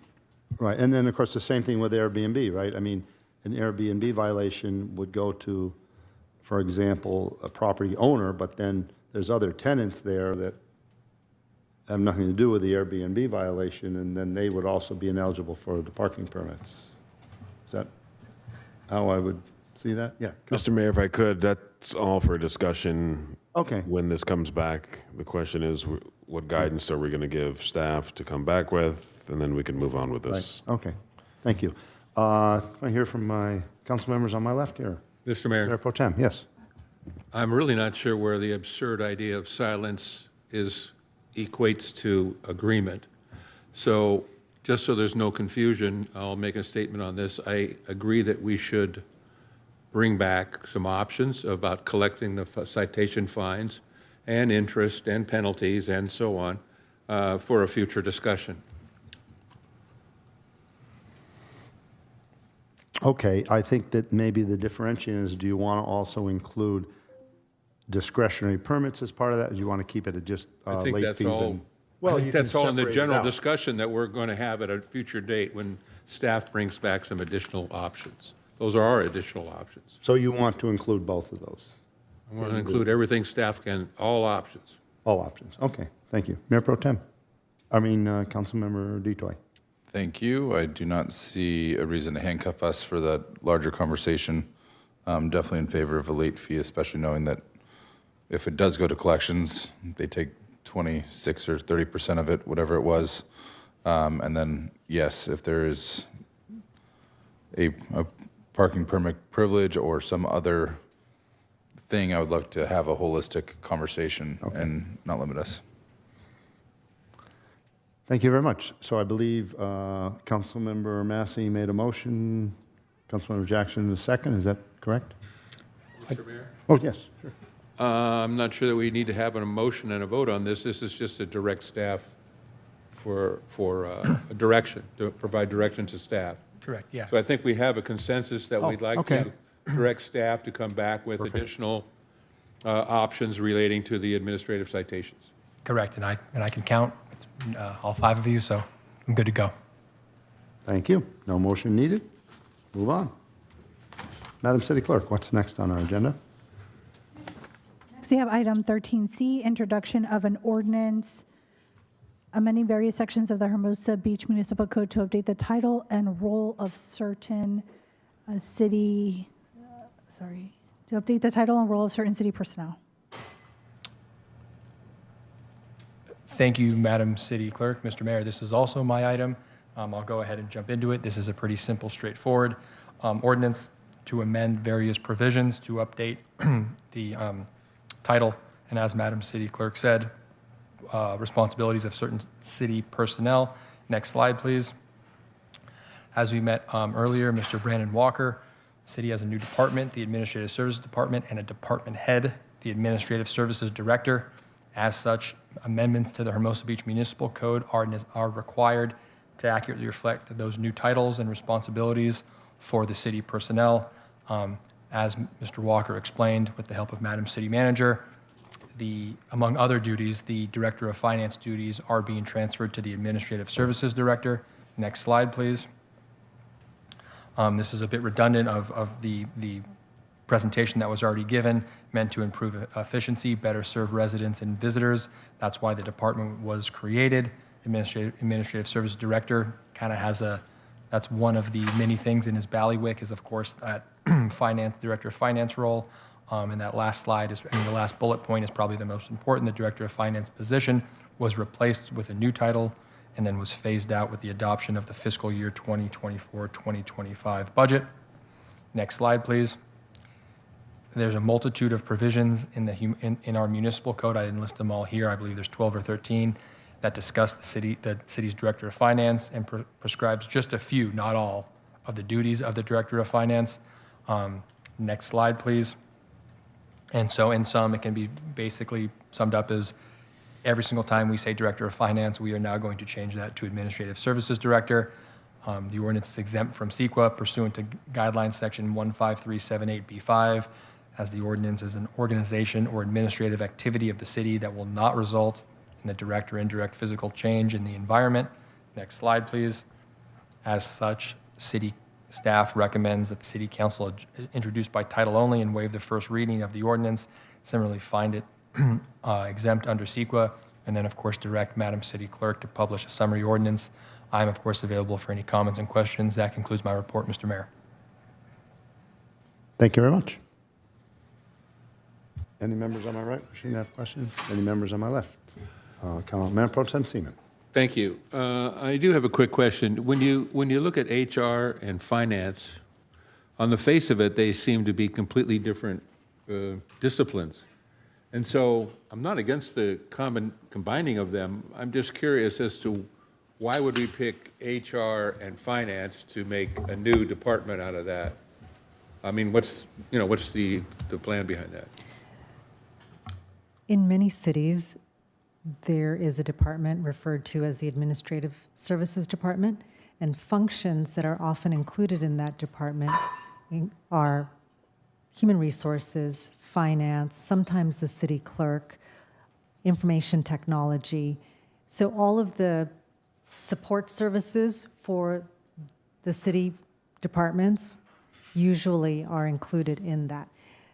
The reason to consolidate is so that instead of having individual department heads, we have one department head over these functions.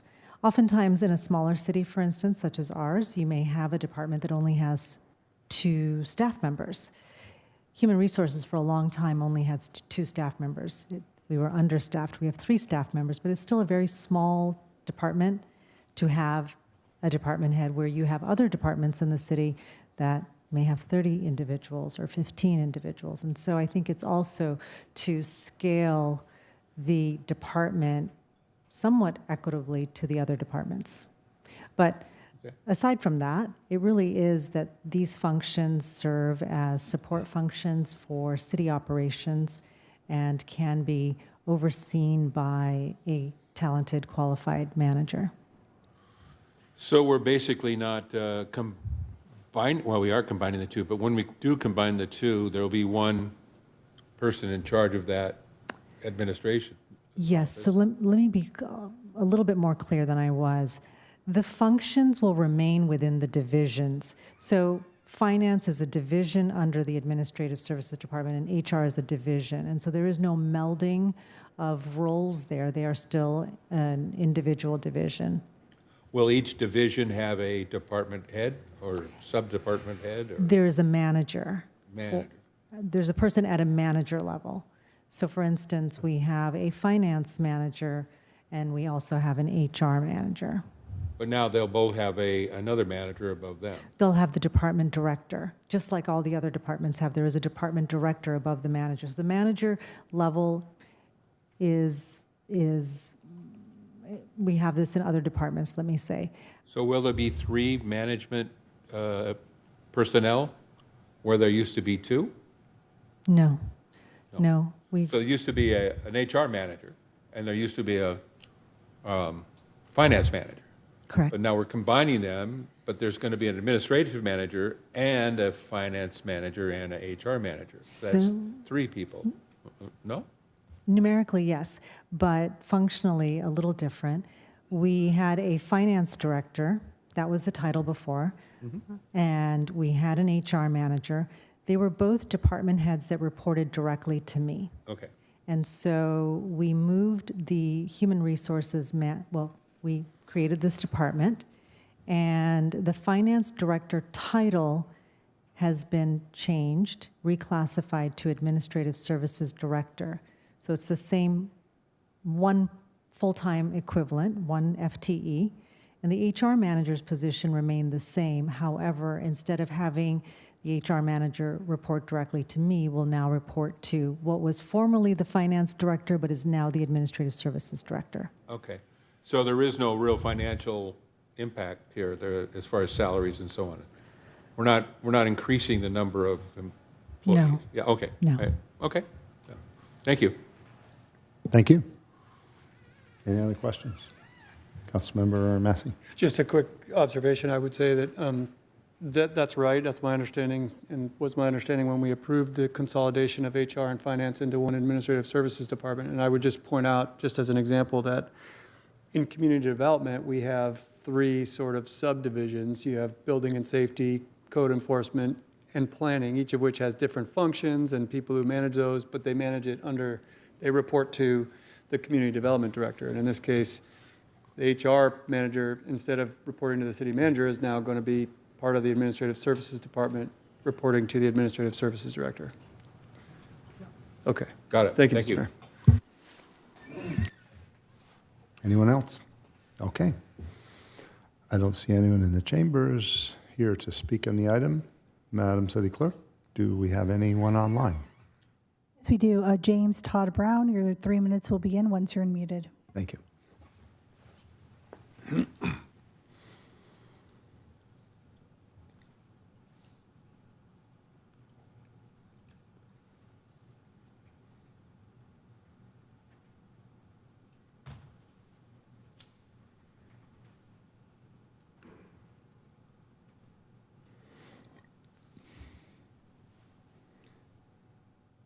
James Todd Brown, you have your virtual hand raised. Your 3 minutes will begin once you're unmuted.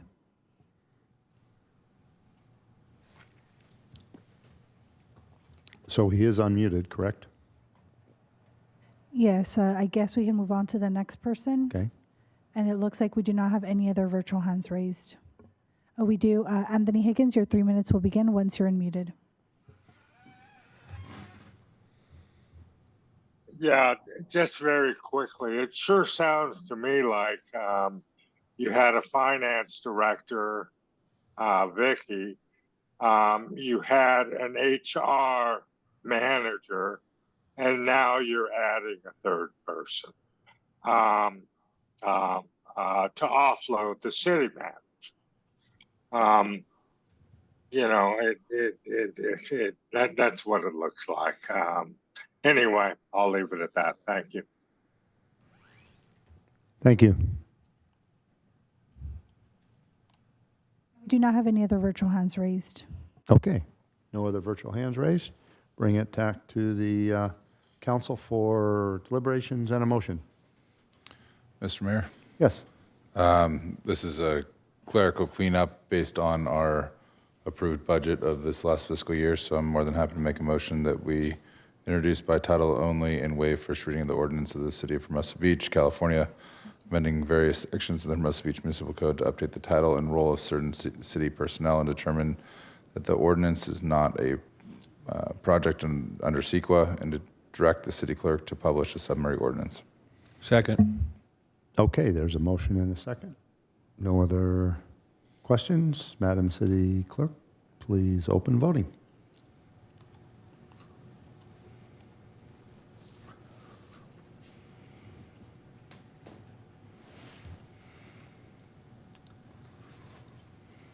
Councilmember Jackson, would you like me to cast your vote?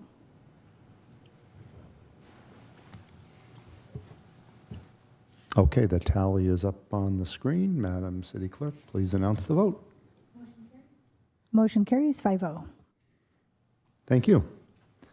And item 13D has been withdrawn, so we are down to future agenda items, and I would just request that everyone here stick to comments and questions relating to any future agenda items. Anyone on my left? Councilmember Detoy.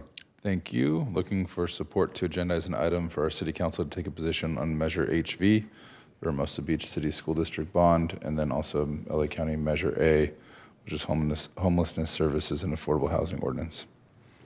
I'll support that, Mr. Mayor. Okay, there are two. I support it as well. There are now three, so that makes it an action item. I guess that would have to come up pretty quickly to make it relevant. So, okay. Anything else, Councilmember Detoy? Mayor Pro Tem Seaman? Okay. I don't have any. Councilmember Massey? How about Councilmember Jackson? Tentative future agenda, I'd like to seek support on an issue. Are we there? Sure. And if you'll allow me to speak uninterrupted, Mr. Mayor, I'd appreciate it.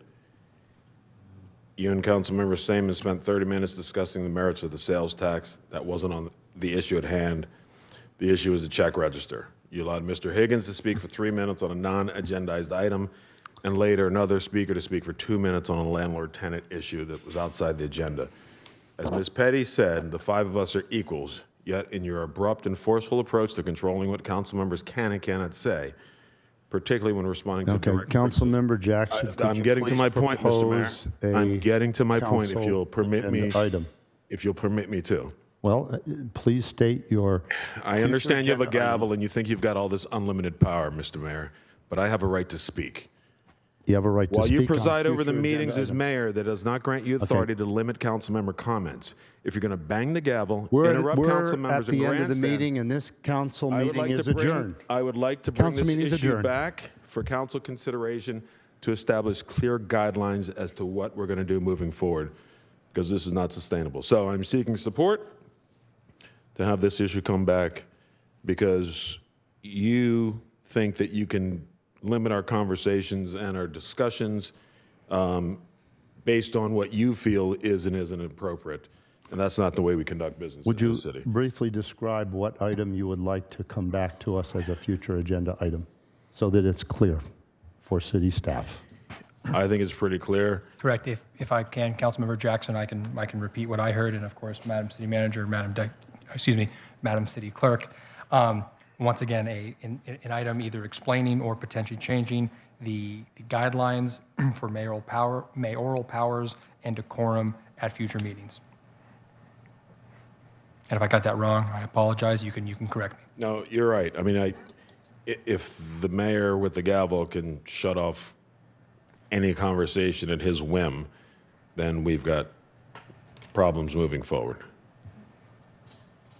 I will just comment that Robert's Rules of Order allows any council member to rule any other, including the mayor, out of order and seek a vote.